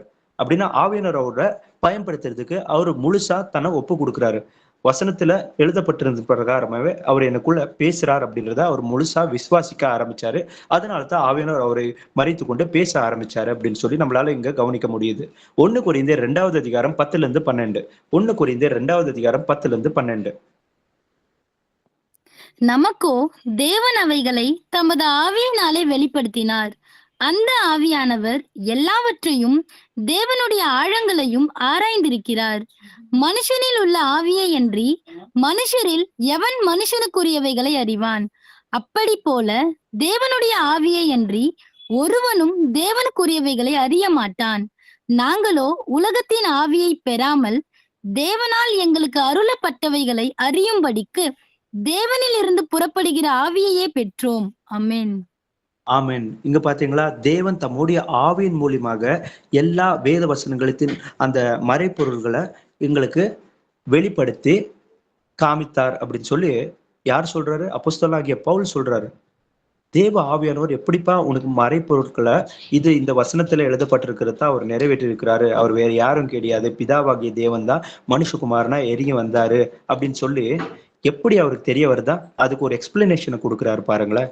மனுஷனுக்குள்ள இருக்கிற ஆவியை என்று வேற யார் அந்த மனுஷனுடைய எண்ணங்களை அறிவாங்க இல்லைங்களா? அதே போல தேவனுக்குள்ள என்னெல்லாம் ஆலோசனையும் எந்த ஒரு பார்வையிலிருந்து இயேசுப்பா இந்த வார்த்தையை எழுதியிருக்கிறாரு, அவர் என்ன சொல்ல வராரு, இதன் மறைப்பொருள் என்ன அப்படின்றது எப்படி நம்மளுடைய யோசனைகள் ஆலோசனைகள் எல்லாமே நம்மளுடைய ஆவிக்கு தெரியுமோ அதன்படியாகவே தேவனுடைய ஆலோசனையும் சித்தம் என்ன அப்படின்றத தேவனுடைய ஆவிக்கு நன்றாக தெரியும். அப்படி இருக்கும்போது அதே ஆவியை நாம் பெற்றிருக்கும் போது அந்த ஆவிக்குரியவைகளை ஆவிக்குரிய முறையில தேவன் நமக்கு நன்றா அதை விவரிச்சு இதுதான்ப்பா இதுக்கு உண்டான அர்த்தம் அப்படின்றத தெளிவா பேசுவாரு அப்படின்னு சொல்லி அப்போஸ்தலனாகிய பவுல் சொல்றாரு. இப்போ நம்ம ஆவி வந்துட்டு நம்ம கன்ஃபியூஷனா, ஐயோ இது இப்படியா, நான் இப்படித்தான் பண்ணுவேனா அப்படின்னு சொல்லி கன்ஃபியூஸ் ஆகாம இல்ல தெளிவா கிளியரா தெரியும் இல்லைங்களா? அப்படின்னா தேவனுடைய ஆவி நமக்குள்ள கொடுத்திருக்கும் போது தேவன் என்ன சொல்ல வராரு? இப்போ 1வது அதிகாரத்துல ஆதி ஆகமத்துல பார்க்கும்போது வானத்தையும் பூமியும் தேவன் சிருஷ்டித்த அந்த வரலாறு குறித்து எழுதப்பட்டிருக்கும். திருப்பி 2வது அதிகாரம் ஆரம்பிக்கும் போது அங்கேயும் மனுஷனை மண்ணிலிருந்து உருவாக்கினார் அப்படின்னு சொல்லி எழுதப்பட்டிருக்கும். அங்க ஒரு வாட்டி மனுஷனை, அதுக்கடுத்து மனுஷனையும் அதுக்கடுத்து ஸ்திரீயும் ஆணும் பெண்ணுமாக சிருஷ்டித்தார் அப்படின்னு சொல்லி எழுதப்பட்டிருக்கு. அங்க 2 பேரு, அதுக்கடுத்து இங்க ஒரு 2 பேரு. அங்க ஒரு சமுதாயம் உருவாயிருக்கு, இங்க ஒரு சமுதாயம் உருவாயிருக்கு. இந்த 2 சமுதாயமும் சேர்ந்து அதுக்கடுத்து அவங்க ஒரு பட்டணமா ஒரு ஜாதியா அதுக்கடுத்து ஒரு பெரிய மக்களின் தொகையா பெருகிட்டாங்க அப்படின்னு சொல்லி எடுத்துக்கிட்டோம்னா இது மாம்சம். ஆனா ஆவியானவர் எப்படி விவரிப்பாங்க நம்மளுக்கு? இல்லப்பா, அங்க எழுதப்பட்ட அந்த தம்முடைய சாயல சிருஷ்டிக்கப்பட்ட அந்த மனுஷனை குறித்து தான் எழுதப்பட்டிருக்கிறது. இந்த 2வது அதிகாரத்திலையும் அவனை இப்படி சிருஷ்டித்தேன் அப்படின்னு சொல்றத ஆண்டவர் வந்துட்டு சொல்றாரு. முதலாவது அவனை சிருஷ்டித்தாரு, அதுக்கடுத்து அவனுடைய விழா இருந்தது, அதுக்கடுத்து அந்த இடத்துலயும் எழுதப்பட்டிருக்கும் அவனுக்கு ஏற்ற துணையாளியை உண்டு பண்ணுவேன் அப்படின்னு சொல்லி இயேசுப்பா அவர் வந்துட்டு தனக்குள்ள பேசி கொண்ட பிறகு பறவைகளையும் மிருக ஜீவங்களையும், இது எப்போ பேசி கொண்டிருந்திருப்பாரு? பறவைகளையும் மிருக ஜீவங்களையும் எல்லாமே இயேசுப்பா வந்துட்டு முதலாவதா அந்த 5வது நாள்ல பறவைகளை தேவன் சிருஷ்டித்தார். 6வது நாள் தான் நம்ம மிருக ஜீவங்கள் இந்த பூமியில இருக்கின்ற எல்லா பிராணிகளையும் தேவன் சிருஷ்டித்தார் அப்படின்னு சொல்லி நம்ம பார்க்கிறோம். அதுக்கு அடுத்துதான் மனுஷனே சிருஷ்டித்தாரு. ஆனா அவர் அதை எப்ப பேசி இருந்திருப்பாரு? தன்னுடைய இருதயத்துக்குள்ள அந்த 5வது நாள் அப்படின்றது போல அங்க பேசியிருப்பாரு. ஆமா, இங்க அதுக்கு உண்டான ஒரு விளக்கத்தை ஏசப்பா ஞாபகப்படுத்தி சொல்றாரு. அப்ப நான் அதுக்கு ஒப்பிட்டு நினைச்சுக்கணும், இதை புரிஞ்சுக்கணும் இப்படி அப்படின்னு சொல்லி ஆவியானவர் நம்மளுக்கு ஆவிக்குரிய முறையில ஒவ்வொரு விஷயத்தையும் புரிய வைப்பாரு. இல்லப்பா, அங்க ஒரு 2 மனுஷங்க, இங்க ஒரு 2 மனுஷங்க அப்படின்றது போல இன்னைக்கு அங்க அப்படின்னு சொல்லி இருக்கிறாரு. அப்படி 2த்தையும் ஒப்பிட்டு பாருப்பா, அதே வசனத்துக்கு உண்டான விளக்கம் தான் இந்த இடத்துல இருக்கு அப்படின்றத புரிய வரும். ஓகே, அப்படின்னா யார் இது எல்லாத்தையும் நம்மளுக்கு சொல்லி கொடுப்பாரு? ஆவியானவர் தான் நம்மளுக்குள்ள இருக்கிறாரு. ஏசப்பா ஆண்டவராகிய இயேசு கிறிஸ்து தம்முடைய ஆவிய அவருடைய பிள்ளைகளாகிய நம்ம மேல அவரு தந்தரில் இருக்கிறார் அப்படின்றத நம்மளால இந்த இடத்துல கவனிக்க முடியுது. அப்போஸ்தலர் 14வது அதிகாரம் 12வது வசனத்தை வாசிங்க. அப்போஸ்தலர் 14வது அதிகாரம் 12வது வசனம். பர்னபாவை யூபிட்டர் என்றும் பவுல் பிரசங்கத்தை நடத்தினவனானபடியினால் அவனை மெர்க்குரி என்றும் சொன்னார்கள். ஆமேன். இந்த பர்னபாவை கவனிக்கும் போது அவர் வந்துட்டு ஒரு தீர்க்கதரிசியா இருந்தாங்க அப்படின்னு சொல்லி நம்ம பார்க்கிறோம். குறிப்பா இதோ பர்னபா வந்துட்டு ஒரு யோசேப் அப்படின்ற ஒரு வாலிபன் தன்னுடைய ஆஸ்தி எல்லாற்றையும் விற்று அதை கொண்டு வந்து அப்போஸ்தலருடைய பாதத்தின் அடியில போற்றான் அப்படின்னு சொல்லி பார்க்கிறோம். அவர்கள் வந்துட்டு பர்னபா அப்படின்னு சொல்லி பேர் சூட்டினார்கள் அப்படின்னு சொல்லி பார்க்கிறோம். யாரு? அப்போஸ்தலர்கள். அப்போ அப்போஸ்தலர் அவனுக்கு அப்படி பேர் சூட்டு இருக்கின்ற அந்த ஒரு மனுஷன் எப்படிப்பட்ட ஒரு பிரசங்கத்தை அவரால் கொடுக்க முடியும் இல்லைங்களா? ஆனா போற எல்லா இடத்துலயும் கூட பவுல் வந்துட்டு பிரசங்கிக்கிறதுல ஒரு முக்கியமான ஒரு மனுஷனா இல்லப்பா, இந்த இடத்துல பவுல் நீ பேசினா பர்ஃபெக்டா இருக்கும் அப்படின்றது போல ஒவ்வொரு அந்த இடத்துக்கு தகுந்தது போல அவங்க வந்துட்டு அந்த வேலையை எடுத்து செய்யறாங்க. ஆனா இந்த இடத்துல யாரு கொண்டு பேசுறாங்க? நான் இயேசு கிறிஸ்துவ மட்டும்தான் அறிஞ்சிருந்தேன் அப்படின்னு சொல்லி கொரிந்தியர் சபைக்கு எழுதும்போது சொல்றாரு, நான் ஒன்றும் அறியாதவனா இருந்தேன், எனக்கு ஒண்ணுமே தெரியாது, நான் முழுசாலாம் பைபிள் வந்துட்டு ஆதி ஆகமத்துல இருந்து வெளிப்படுத்தல் வரைக்கும் படிச்சது அப்படின்றது போல நம்ம சொல்லுவோம் இல்லைங்களா. இன்ஃபேக்ட் பவுல் வந்துட்டு ஆண்டவர் சொந்த ரட்சகரா ஏற்றுக்கொண்ட அந்த ஒரு காலகட்டங்கள் எப்படி இருந்திருக்கும், அந்த ஒரு டைம் பீரியட் அப்படின்னு சொல்லி நம்ம பார்க்கும்போது அது வந்துட்டு மத்தாய், மார்க், லூக் புத்தகம்லாம் இருக்கு இல்லைங்களா. இப்ப நம்ம வெளிப்படுத்தல் வரைக்கும் இருக்கின்ற அந்த புத்தகங்கள்லாம் அவங்க கையில இருந்திருக்காது.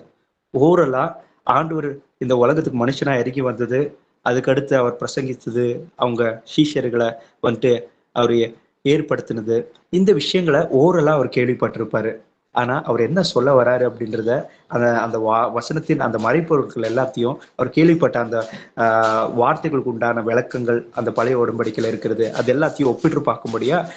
ஏன்னா இவருக்கு கமலியனுடைய பாத சந்நிதியில இவர் என்ன செய்திருந்தாரு, அந்த வேதத்தை வந்துட்டு நியாய பிரமாணத்தை அவர் நன்றா வந்துட்டு அறிஞ்சிருந்தாங்க அப்படின்னு சொல்லி நம்ம பார்க்கிறோம்.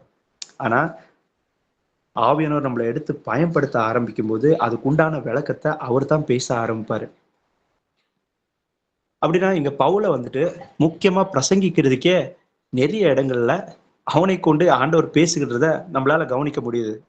ஒன்றுமே அறியாதவனா இருந்தேன் அப்படின்ற அவரை கொண்டுதான் இல்லைங்களா. ஓகே, மத்தாய் 7வது அதிகாரம் 6-7. மத்தாய் 7வது அதிகாரம் 6-7.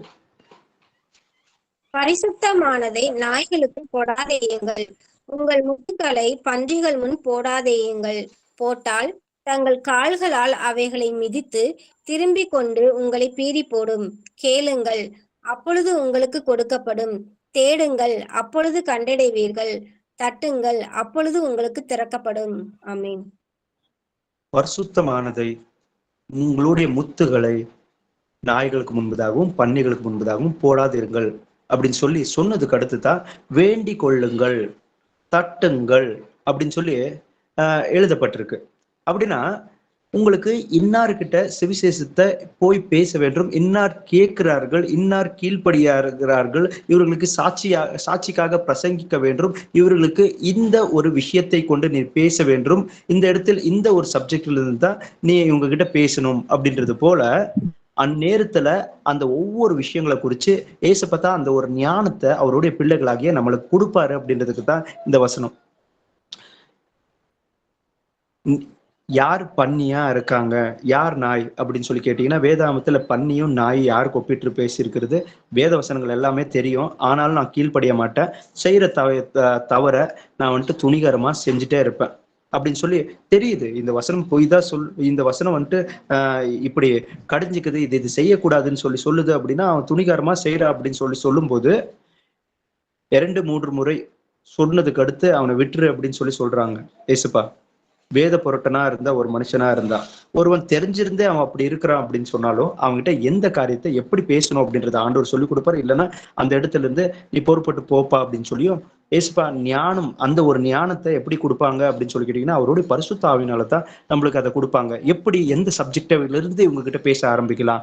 சில பேர்கிட்ட எடுத்த உடனே நம்ம வந்துட்டு எந்த சப்ஜெக்ட்ல இருந்து ஆரம்பிக்கணும் அப்படின்னு சொல்லி நம்மளுக்கு தெரியாது இல்லைங்களா. ஆனா பவுலோட பிரசங்கத்தை அவன் சந்திச்ச அந்த நபர்களை நீங்க பார்க்கும்போது அவங்க ஒவ்வொருத்தருக்கிட்டையும் பேசும்போது அந்த இன்னார்கிட்ட தான் பேசுற அப்படின்றத தெரிஞ்சுக்கிட்டு அவங்க கிட்ட பேசுறதுக்கு முன்னாடி அந்த ஒரு விஷயத்த வச்சு பேச ஆரம்பிப்பாரு. உதாரணத்துக்கு சில விஷயங்களை நம்ம பார்க்கலாம். மத்தாய் 7வது அதிகாரம் 9-10 வசனம் எல்லாருக்குமே தெரியும். அப்பத்தை கேட்கின்ற அந்த பிள்ளைகளுக்கு நம்ம வந்துட்டு கல்லை கொடுக்க மாட்டோம் இல்லைங்களா. அப்படி இருக்கும்போது தேவன் தன்னிடத்தில் வேண்டிக் கொள்கிற தன்னுடைய பிள்ளைகளுக்கு பரிசுத்தாவிய ஏராளமா கொடுத்திருப்பாங்க, பரிசுத்தாவின் வரங்களை. அந்த வரங்கள் என்ன அப்படின்னு சொல்லி கேட்டீங்கன்னா இதுதான், உபதேசிக்கிறது, சுவிசேஷத்தை அறிவிக்கிறது, இந்த விஷயங்கள் எல்லாத்தையும் ஆண்டவர் ஒரு திறமையா அவருடைய பிள்ளைகளாகி நமக்கு அந்த ஆவின் வரங்களை கொடுத்திருப்பாரு.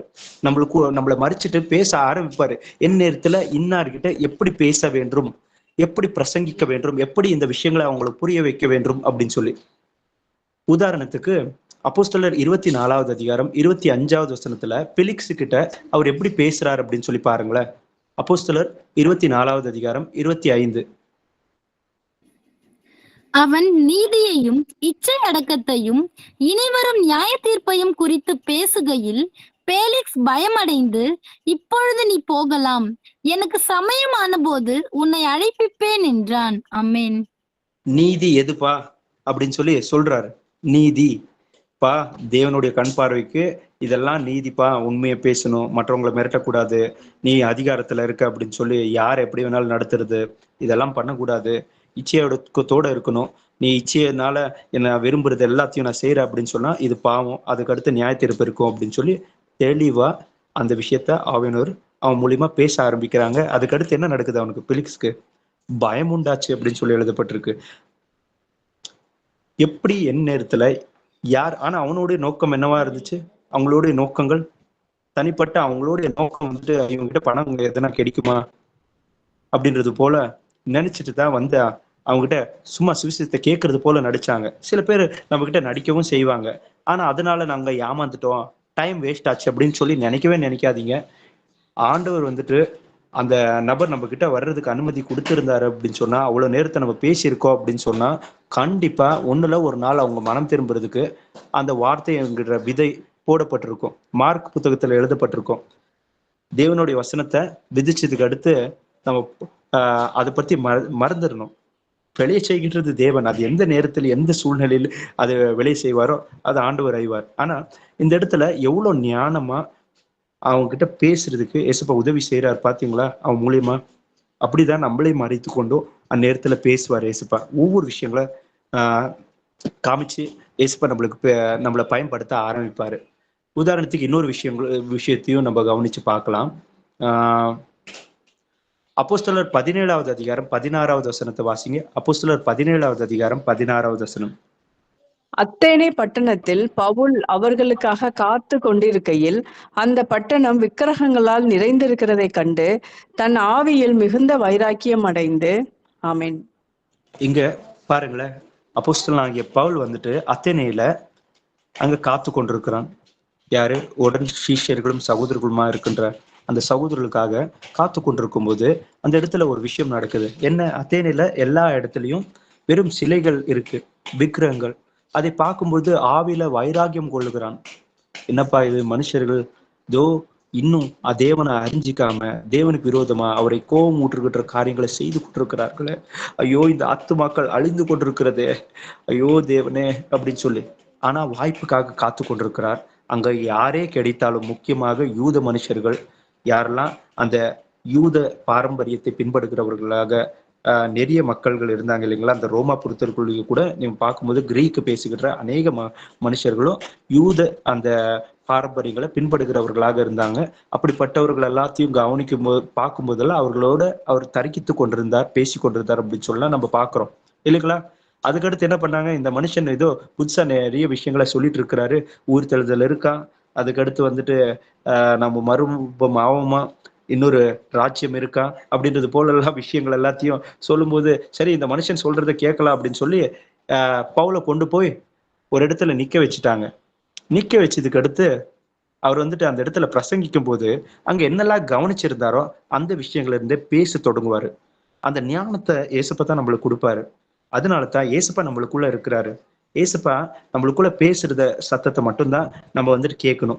நம்ம கண் பார்வையில எங்கெல்லாம் இருக்கோ, எங்கெல்லாம் நம்ம சுற்றி என்ன நடக்குது அப்படின்றது போல இல்ல, நம்ம இருதயத்துல ஏசப்பா பேசுவாரு. பார் மகனே, அங்க பாத்தியா, அந்த இடத்த பாத்தியா, இந்த விஷயத்த பாத்தியா அப்படின்னு சொல்லி நம்ம மூலியமா பேசுவாரு ஏசப்பா.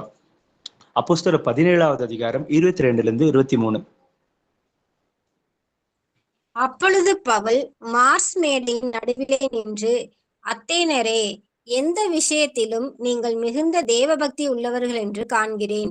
எப்படி என்றால், நான் சுற்றி திரிந்து உங்கள் ஆராதனைக்குரியவைகளை கவனித்து பார்த்த பொழுது அறியப்படாத தேவனுக்கு என்று எழுதியிருக்கிற ஒரு பலிபீடத்தை கண்டேன். நீங்கள் அறியாமல் ஆராதிக்கிற அவரையே நான் உங்களுக்கு அறிவிக்கிறேன். ஆமேன். ஆமேன். என்னது?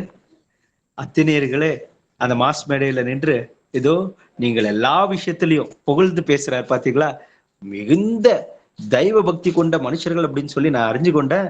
ஆனா அந்த விக்கிரகங்கள் அப்படியே பார்த்துட்டு வரும்போது அறியாத தேவனுக்கு, எல்லா தேவர்களோட சரி தேவன் என்று சொல்லி நாங்க யாருன்னா பேரை தெரியாம இருந்தா அதுக்கும் ஒரு வணக்கத்தை போட்டுக்கலாம், அப்படி அறியாத தேவர் யாருன்னா இருந்தா அவங்களும் உதவி செஞ்சுக்கிட்டோம் அப்படின்னு சொல்லி அதையும் வணங்கிட்டு இருந்தாங்க. ஒரு பலிபீடத்து மேல அப்படி எழுதப்பட்டு இருந்துச்சா. நுணுக்காம கவனிச்சிருந்தாரு. ஆவியானவர் காமிச்சிருந்தாங்க, இதை பார்த்துக்கப்பா அப்படின்னு சொல்லி. சரி, இதை வச்சு அந்த சப்ஜெக்ட் பேச போறேனான்னு சொல்லி அவருக்கு தெரியாது. ஆனா அதை பார்க்கும்போது ஆவியில ஒரு உணர்த்துதல் வந்துச்சு. ஆனா அந்த இடத்துல பேச்சு ஆரம்பிக்கும் போது அங்கிருந்து தொடங்குறாரு பேச்ச. என்னது? அந்த அறியாத தேவனை தான் உங்களுக்கு நான் இன்னைக்கு அறிவிக்கிறேன் அப்படின்றாரு. புரியுதுங்களா? நம்ம பலவீனர்கள் தான், நாம் ஞானமற்றவர்கள் தான் பழைய வாழ்க்கையில், சரிங்களா? ஆனா இப்போ நம்ம யாரு அப்படின்னு சொல்லி கேட்டீங்கன்னா, கிறிஸ்துக்குள் புதிய சிருஷ்டிகளா இருக்கிறோம். ஆதாம அவருடைய சாயல தேவன் சிருஷ்டித்த பொழுது அவனுக்குள்ள எப்படிப்பட்ட அந்த தாளந்துகள் எல்லாமே இருந்திருக்கும் இல்லைங்களா? நம்ம இன்ஃபேக்ட் இந்த உலக காரியங்களே செய்கின்ற மனுஷர்களை பார்க்கும்போது காயன் பார்க்கிறோம் இல்லைங்களா? காயனும் அவனுடைய பிள்ளைகள், இவர்கள் தான் முதலாவதா வீடை கட்டி வீடுக்குள்ள போய் வாசம் செய்கின்ற அந்த ஒரு மெத்தடை எங்கிருந்து ஆரம்பிக்கப்பட்டுச்சு அப்படின்னு சொல்லி கேட்டீங்கன்னா, காயினுடைய பிள்ளைகள் இவர்கள் தான் ஒரு ஊரு கட்டுறது, ஊருக்கு பேர் வைக்கிறது, ரியல் எஸ்டேட் பிசினஸ் பண்றது, மியூசிக் சிஸ்டம்ல அப்படியே மியூசிக்ஸ்லாம் போட்டு டைம் பாஸ் பண்றதுக்கு இது பண்றது, ஆயுதங்களை வந்துட்டு யாருன்னா நம்மளுக்கு தீங்கு பண்ண அவங்களை கொள்ளுறலாம் அப்படின்னு சொல்லி ஆயுதங்களை உண்டாக்குறது, இதெல்லாமே இவங்க தான் பண்ண ஆரம்பிச்சாங்க. அப்படின்னா இவனுக்குள்ள திறமைகள் பாருங்களேன். மனுஷனுக்குள்ள பொதுவாவே அவனுக்குள்ள அந்த அவருடைய சாயல், அவர் எப்படி ஒவ்வொரு விஷயத்தையும் சிருஷ்டித்தார் அப்படின்னும் போது அந்த வெளிச்சம் எதுல இருந்து வருது? அவ்வளவு பெரிய சூரியன் எவ்வளவு நீளமா இருக்கு, எவ்வளவு பூமி அதுக்குள்ள வைக்க முடியும்னு சொல்ல ரிசர்ச் பண்றாங்க இல்லைங்களா? நாமளே சாப்பிடும் போது ஒரு சாப்பாடு வாய்க்குள்ள வச்ச உடனே எச்ச ஊறி அந்த எச்சை அப்படியே உள்ள போகும்போது அந்த டைஜஷன் ப்ரோசஸ்க்கு எப்படி எல்லாம் வேலை செய்யணும் அப்படின்னு சொல்லி ஒரு அவயவத்தின் ப்ரோசஸ் இதுதான் அப்படின்றத டிசைட் செய்யறாரு இல்லைங்களா? அப்படிப்பட்ட ஞானம் தேவனுக்குள்ள இருக்கும்போது, அவரே எனக்குள்ள இருக்கும்போது நான் எப்படி ஞானமற்றவனா இருப்பேன்? எப்படி எனக்கு ஞாபகம் மருதி இருக்கும்? அதனாலதான் இப்பொழுது இதை நீங்க தாங்க மாட்டீங்க.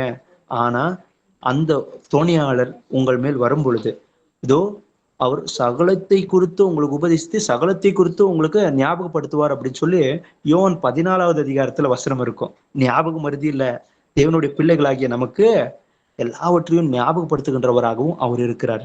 அதனால மனப்பாடம் அப்படின்றதை காட்டிலும் ஒரு விஷயத்த புரிஞ்சுக்கிட்டு வசனத்தை வாசிச்சு கடந்து போங்க. மனப்பாடம் வேண்டாம். அது அந்நேரத்துக்கு ஏசப்பா நீங்க புரிஞ்சிருக்கீங்கன்னா அனுபவத்துக்குள்ள வந்துடும். அனுபவத்துக்குள்ள வந்தா அது மறக்கவே முடியாது இல்லைங்களா? தானாகவே அது உங்களுக்கு செயல்பாட்டுல எப்போ அந்த வசனம் கிரியைகள் மூலியமா வெளிப்படுத்துறீங்களோ அதுக்கடுத்தது நார்மலாவே அது மறந்தே போவாது. சரிங்களா? ஏசப்பா பயன்படுத்த ஆரம்பிப்பாரு, பேச ஆரம்பிப்பாரு. அப்போஸ்தலர் 28வது அதிகாரம் 24 29. அவன் சொன்னவைகளை சிலர் விசுவாசித்தார்கள், சிலர் விசுவாசியாதிருந்தார்கள்.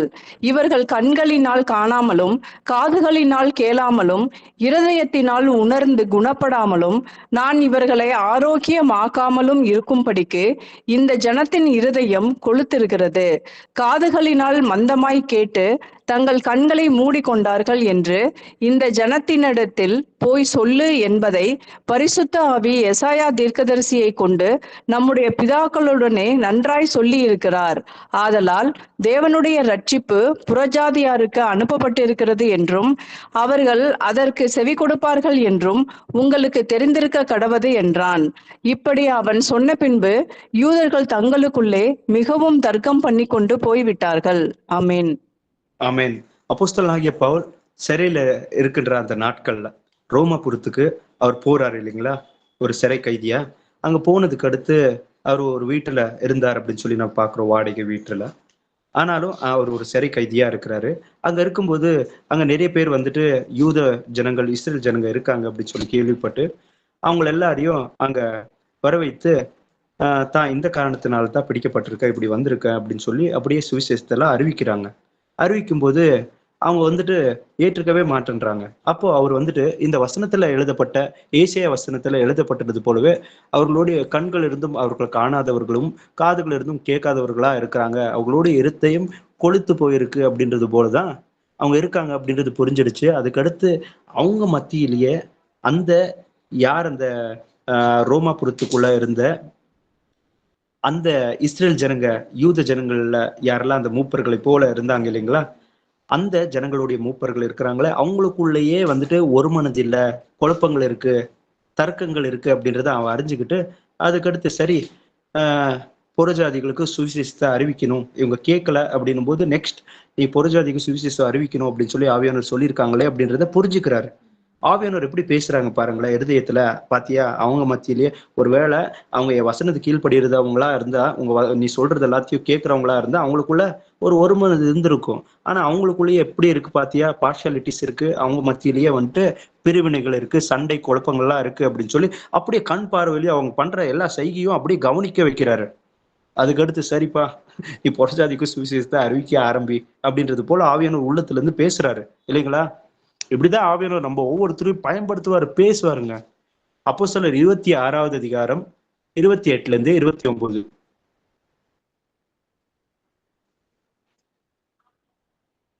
அப்பொழுது அகிரிப்பா பவுலை நோக்கி, நான் கிறிஸ்தவன் ஆகிறதற்கு கொஞ்சம் குறைய நீ என்னை சம்மதிக்க பண்ணுகிறாய் என்றான். அதற்கு பவுல், நீர் மாத்திரமல்ல, இன்று என் வசனத்தை கேட்கிற யாவரும் கொஞ்சம் குறைய மாத்திரமல்ல, இந்த கட்டுகள் தவிர முழுவதும் என்னை போல ஆகும்படி தேவனை வேண்டிக் கொள்ளுகிறேன் என்றான். ஆமென். ஆமென். பாத்தீங்களா, தன் மேல இருக்கின்ற அந்த வழக்கை மட்டுமே அவன் அந்த இடத்துல சொல்லி அவன் தான் அங்கிருந்து ரிலீஸ் ஆகுறதுக்கு என்ன பண்ணணுமோ அதை பேசி இருந்திருக்கலாம். ஆனா ஆவியானவர் நீ ரோமாபுரத்துக்கு போகணும் அப்படின்றத அவனுக்கு முன்னமே சொல்லியிருந்தாரு இல்லைங்களா? அதனால அவர் ரோமாபுரத்துக்கு நான் போகணுமா இருக்கு அப்படின்றது, எப்படி ரோமாபுரத்துக்கு போகணும், அந்த இடத்துலயும் நிறைய மக்கள் இருக்காங்க அப்படின்ற அந்த விஷயங்கள், அந்த ஒரு ஏக்கமெல்லாம் அவருக்குள்ள எப்படி வந்திருக்கும்? அப்பொழுதுதான் இதோ ரோமாபுரத்துல இருந்து அக்விலா பிரிஸ்கில்லா இருக்காங்க இல்லைங்களா, யூதருங்க, இஸ்ரேல் ஜனங்க யாரெல்லாம் இருக்காங்களோ இவங்க எல்லாரையும் இதோ ரோமாபுரத்துல இருந்து அனுப்பிடணும், வெளியேற்றிடணும் அப்படின்னு சொல்லி ஒரு சட்டம் வரும்போது அவங்க அங்க இருக்காம அவங்க வெளியே வராங்க. அந்த நேரத்துக்கு கரெக்டா இதோ பவுலை சந்திக்கிறாங்க. சந்திக்கும் போது பவுலுக்கு கேள்விப்படுறாரு எல்லா விஷயங்களையும். ஓஹோ, இங்க இப்படி இப்படி இருக்கா அப்படின்னு சொல்லி. இன்ஃபேக்ட் ரோமாபுரத்தாருக்கு எழுதின அந்த நிருபம் இருக்கு இல்லைங்களா, அவர் சிறை கைதியா அங்க போறதுக்கு முன்னாடி எழுதப்பட்ட கடிதம் அது. அதுக்கடுத்து அவர் அப்போஸ்தலர் நடபடிகளை இங்க வாசிக்கின்ற இந்த வசனங்கள் இருக்கு இல்லைங்களா, இந்த நேரத்துல அவர் சிறை கைதியா இருக்கிறாரு. அதுக்கு முன்னமே அவர் ரோமாபுரத்திற்கு எழுதின நிரூபத்துல அந்த விஷயங்கள் எல்லாத்தையும் அவங்களுக்கு எழுதி அனுப்பியிருந்தாரு அப்படின்னு சொல்லி நம்ம பாக்குறோம். அப்படின்னா சுவிசேஷம் அவங்களுக்கு அறிவிக்கப்பட்டிருந்துச்சு. அதனாலதான் அவர் போற வழியில சில சீஷர்களா இவரை சந்திக்கிறாங்க, பேசுறாங்க அப்படின்னு சொல்ல நம்ம பாக்குறோம். எப்படி ஒரே ஒரு மனுஷன், பாத்தீங்களா, நம்ம நினைக்கிறோம் நம்ம ஒருத்தர்னால என்ன முடியும் அப்படின்னு சொல்லி, ஒரே மனுஷன்தான்.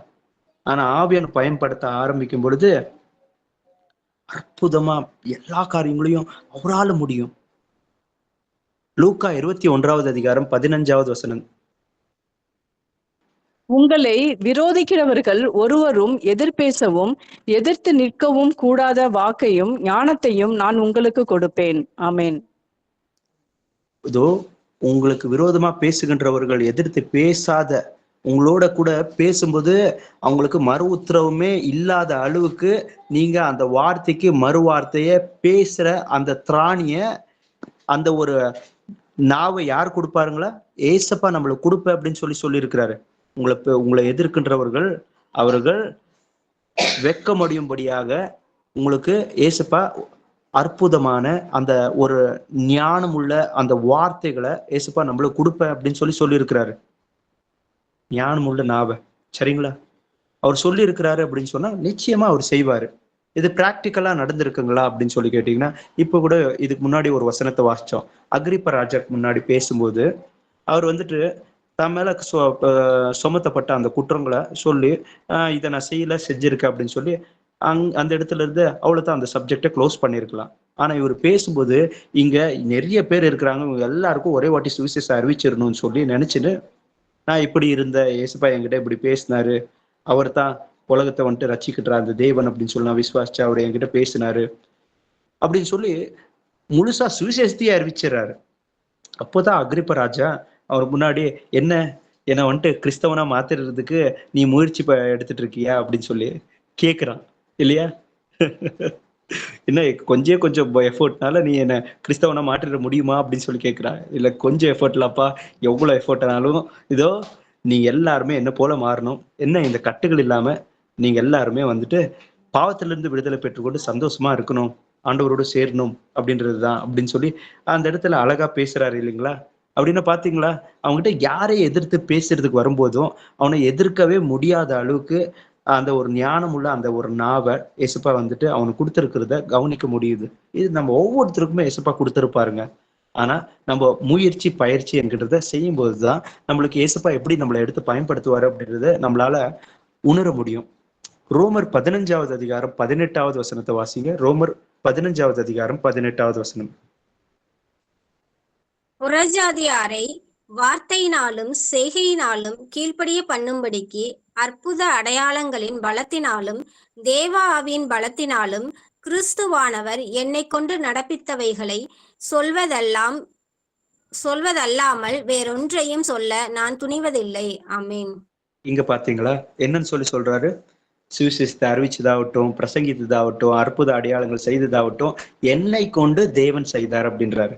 என்னை கொண்டு தேவன் பேசினார், என்னை கொண்டு தேவன் பிரசங்கித்தார் அப்படின்னு சொல்றாரு இல்லைங்களா? நான் இல்லப்பா, எனக்கு நான் ஏதோ கமலியோடைய பாத சந்நிதியில இருந்ததுனால அப்படின்றது போல நினைக்காதீங்க அப்படின்றாரு இல்லைங்களா? நான் புதிதா பிறக்கின்ற ஒரு குழந்தையை போல தேவன் சொல்லுகின்ற அந்த வார்த்தைகளை கேட்டுக்கொண்டே பொருந்து அப்படியே தவளி நடந்து இதோ இன்னைக்கு நிக்கிற ஓடுற அப்படின்னு சொல்றாரு இல்லைங்களா? ஏசப்பா தான் இந்த இப்படி என்ன பயன்படுத்திட்டு இருக்கிறது அப்படின்றாரு. அப்போஸ்தலர் 6வது அதிகாரம் 8-10. அப்போஸ்தலர் 6வது அதிகாரம் 8-10. ஸ்தேவான் விசுவாசத்தினாலும் வல்லமையினாலும் நிறைந்தவனாய் ஜனங்களுக்குள்ளே பெரிய அற்புதங்களையும் அடையாளங்களையும் செய்தான். அப்பொழுது லிபர்த்தீனர் எண்ணப்பட்டவர்களின் ஆலயத்தை சேர்ந்தவர்களிலும் சீரேனே பட்டணத்தாரிலும் அலெக்சாந்திரியா பட்டணத்தாரிலும் சிசிலியா நாட்டாரிலும் ஆசியா தேசத்தாரிலும் சிலர் எழும்பி ஸ்தேவானுடனே தர்க்கம் பண்ணினார்கள். அவன் பேசின ஞானத்தையும் ஆவியையும் எதிர்த்து நிற்க அவர்களால் கூடாமற் போயிற்று. ஆமென். பாத்தீங்களா? ஸ்தேவான் வந்துட்டு ஒரு 33-34 வயது உள்ள ஒரு வாலிப சகோதரர். ஆனா ஆண்டவரை ஏற்றுக்கொண்ட கொஞ்ச நாள்லயே அவர் எப்படிப்பட்ட ஒரு வல்லமை கொண்ட ஒரு தேவ மனுஷனா இருக்கிறார் அப்படின்னு பாத்தீங்கன்னா, அவருக்கு முன்னாடி பேசிட்டு இருக்கிற அந்த மனுஷர்கள் ஒவ்வொருத்தரும் இருக்கிறாங்களே, லெபர்த்தின அப்படின்ற அந்த ஒரு சமுதாயத்தின் மக்கள் ஆகட்டும், அவங்க கிட்ட பேசிட்டு இருக்கிறவங்க எல்லாருமே வந்துட்டு பெரிய பெரிய ஸ்காலர்ஸ். அவங்களுக்கு நியாயப்பிரமாணம் அதுல இருக்கின்ற எல்லா விஷயங்களும் அந்த தீர்க்க தரிசனங்கள் ஆகமத்துல எழுதப்பட்டிருக்கின்றது இதெல்லாமே மனப்பாடமா தெரிஞ்சிருந்தாலும் அவங்க எதை பேசினாலும் ஸ்தேவான் பேசுகின்ற அந்த வார்த்தைக்கு மறு உத்தரம் அவங்களால கொடுக்கவே முடிய மாட்டேங்குது. அவங்க குற்றவாளிகள் அப்படின்னு அந்த இடத்துல நிரூபித்து காமிக்கிறாரு, அவங்க வெக்கம் அடியும்படியா. அப்படிப்பட்ட ஒரு வல்லமையுள்ள ஞானம் இங்க அவங்களுக்குள்ள இருந்த ஞானம் எப்படி? எஜுகேஷனால இந்த உலக மாம்சிக ரீதியா ஞானம் அப்படின்றது மனப்பாடம் செய்து ஸ்காலர்ஸ் அப்படின்னு சர்டிஃபிகேட் வாங்கி இப்படி இல்லாம இருப்பாங்க இல்லைங்களா? இன்னைக்கு நிறைய பேர் பாத்தீங்கன்னா பைபிள் காலேஜ் இப்படி எல்லாம் போயிட்டு நான் இவ்வளவு சர்டிஃபிகேட் வாங்கியிருக்கேன், எனக்கு இது கொடுத்துருக்காங்க, நான் சபைக்கு நடத்துறதுக்கு அதிகாரம் இருக்கு, எனக்கு இப்படி ஒரு அங்கீகாரம் எல்லாம் கிடைச்சிருக்கு, நான் ஃபாரின்ல போய் படிச்சுட்டு வந்தேன் அப்படின்றது போலாம் சொல்லுவாங்க. ஆனா இங்க என்ன நடந்துச்சு? மாம்ச ஞானம் இருக்கு இல்லைங்களா, அது தெய்வ ஞானத்தை எதிர்கொள்ள முடியவே இல்லை. இங்க சீஷர்களாகிய நம்ம ஒவ்வொருத்தருமே நம்ம கிட்ட நார்மலா ஒரு இந்த கட்டட சபையை வழி நடத்துக்கின்ற போதர்கள் அப்படின்ற அவங்களே சிம்பிளா இருக்கிற இன்னைக்குதான் ரட்சிப்புக்குள்ள வந்து ஆண்டவர் சொந்த ரட்சகரா ஏற்றுக்கிட்ட அப்படின்ற ஒரு சகோதரர் மூலியமா கூட ஏசப்பா பேசும்போது அவங்களுக்கு மறு உத்தரவு கொடுக்க முடியாது. அந்த அளவுக்கு ஏசப்பா நம்ம ஒவ்வொருத்தரும் மறைத்து கொண்டு பேசி கொண்டிருக்கிறார். அனுபவத்துல நிறைய இடங்களை அதை காண முடிஞ்சிச்சு. சரி, 2 கொரிந்தியர் 3வது அதிகாரம் 5வது வசனம். 2 கொரிந்தியர் 3வது அதிகாரம் 5வது வசனம். எங்களால் ஏதாகிலும் ஆகும் என்பது போல ஒன்றை யோசிக்கிறதற்கு நாங்கள் எங்களாலே தகுதியானவர்கள் அல்ல, எங்களுடைய தகுதி தேவனால் உண்டாயிருக்கிறது. ஆமேன். எங்களால் ஏதோ உண்டாகும் அப்படின்னு நான் சொல்லல. ஆனா எங்களுக்கு உண்டாகிற அந்த தகுதி இருக்கு இல்லைங்களா, அந்த தகுதி தேவனால் எங்களுக்கு கிடைத்திருக்கு. யார் சர்டிபிகேஷன் கொடுக்கறது? இவங்கள் தேறினவர்கள், இவரால் எல்லாமே முடியும், இவர் சபையை வழி நடத்துவாரு, இவர் வந்துட்டு இந்த சர்டிபிகேட் வாங்கியிருக்கிறவரு, இவர் இவ்வளவு படிச்சிருக்கிறவரு, இவங்களுக்கு இவ்வளவு வசனம் தெரியும்.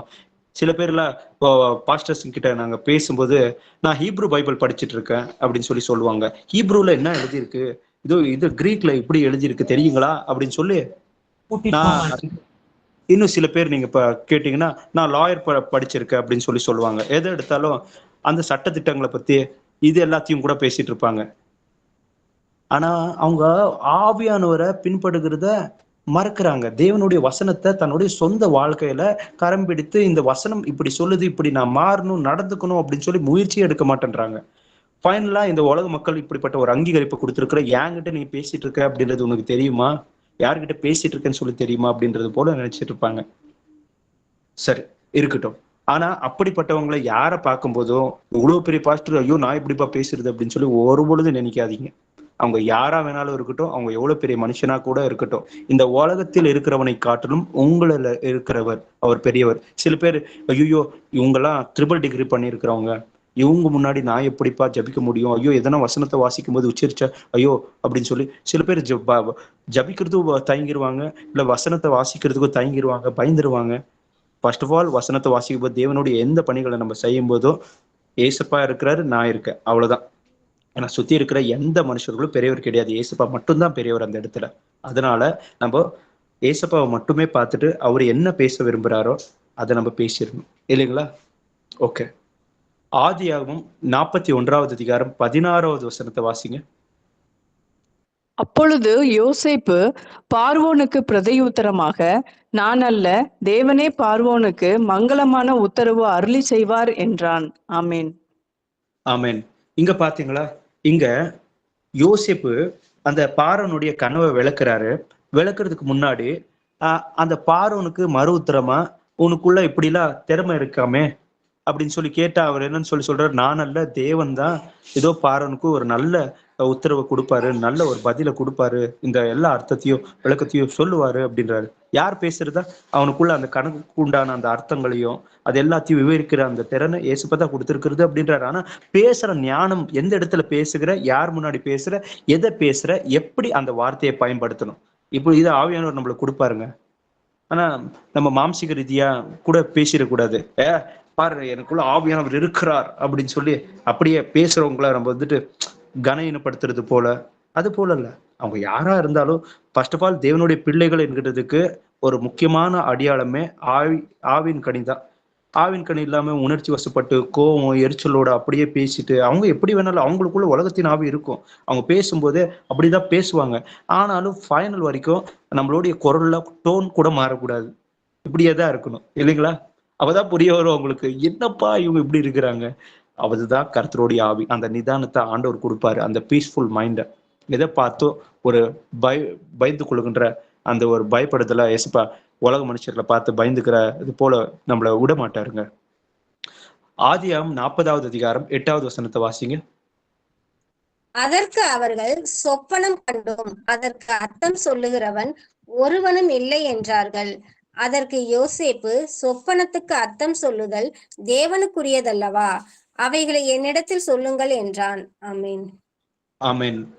இந்த இடத்துலயும் பாக்குறோம் ஞானமா அவங்க கிட்ட பேசுறாரு. சரி, தானியேல் 2வது அதிகாரம் 28வது வசனம். தானியேல் 2:28. மறைப்பொருள்களை வெளிப்படுத்துகிற பரலோகத்தில் இருக்கிற தேவன் கடைசி நாட்களில் சம்பவிப்பதை ராஜாவாகிய நேபுகாத்நேச்சாருக்கு தெரிவித்திருக்கிறார். உம்முடைய சொப்பனமும் உமது படுக்கையின் மேல் உம்முடைய தலையில் உண்டான தரிசனங்களும் என்னவென்றால். ஆமேன். ஆமேன். பாருங்களேன், இங்க கூட பரலோகத்தின் தேவன் இதோ இந்த சொப்பனத்தின் இந்த கனவை உங்களுக்கு கொடுத்து இந்த விளக்கங்களை சொல்லுகின்ற அந்த திறனை இதோ உங்களுடைய இருதயம் ஆறுதல் அடியும்படியாகத்தான் எனக்கு கொடுத்திருக்கிறாரு அப்படின்றாரு. ஞானம் பாத்தீங்களா எப்படி பேசுறது? உங்க இருதயம் ஆறுதல் அடியணும்னு சொல்லி நான் ஏதோ பெரிய ஆளு அப்படின்றது போல அதுக்காக இல்ல அப்படின்னு சொல்லி தன்னை தாழ்த்தி கொண்டு அந்த வரத்தை இருந்தாலும், வரத்தை கொண்டவராக இருந்தாலும் அந்த இடத்துல ஞானமாக பேசுகிறார் அப்படின்னு சொல்லி நம்ம பாக்குறோம். இந்த ஞானம் தேவன் நம்மளுக்கு தந்தருகின்ற ஒரு ஞானமாக இருக்கும் அப்படின்றத நம்மளால இந்த இடத்துல கவனிக்க முடியுது. ஓகே, அப்போஸ்தலர் 2வது அதிகாரம் 38வது வசனம் வாசிங்க. அப்போஸ்தலர் 2:38. பேதுரு அவர்களை நோக்கி, நீங்கள் மனம் திரும்பி ஒவ்வொருவரும் பாவ மன்னிப்புக்கென்று இயேசு கிறிஸ்துவின் நாமத்தினாலே ஞானஸ்நானம் பெற்றுக்கொள்ளுங்கள், அப்பொழுது பரிசுத்த ஆவியின் வரத்தை பெறுவீர்கள். ஆமீன். ஆமேன். நீங்கள் மனம் திரும்பி ஆண்டவராகிய இயேசு கிறிஸ்துவ சொந்த இரட்சகராக ஏற்றுக்கொள்ளுங்கள். நீங்கள் மனம் திரும்பி இதோ நீங்க தேவனை ஏற்றுக்கொண்ட பிறகு என்ன நடக்கும்? ஞானஸ்தானத்தை பெற்றுக்கொண்டதுக்கு அடுத்து உங்களுக்கு பரிசுத்த ஆவியும் பரிசுத்த ஆவியானவர்னால உங்களுக்கு வரங்களும் கிடைக்கும் அப்படின்னு சொல்லி வசனத்துல எழுதப்பட்டிருக்கு.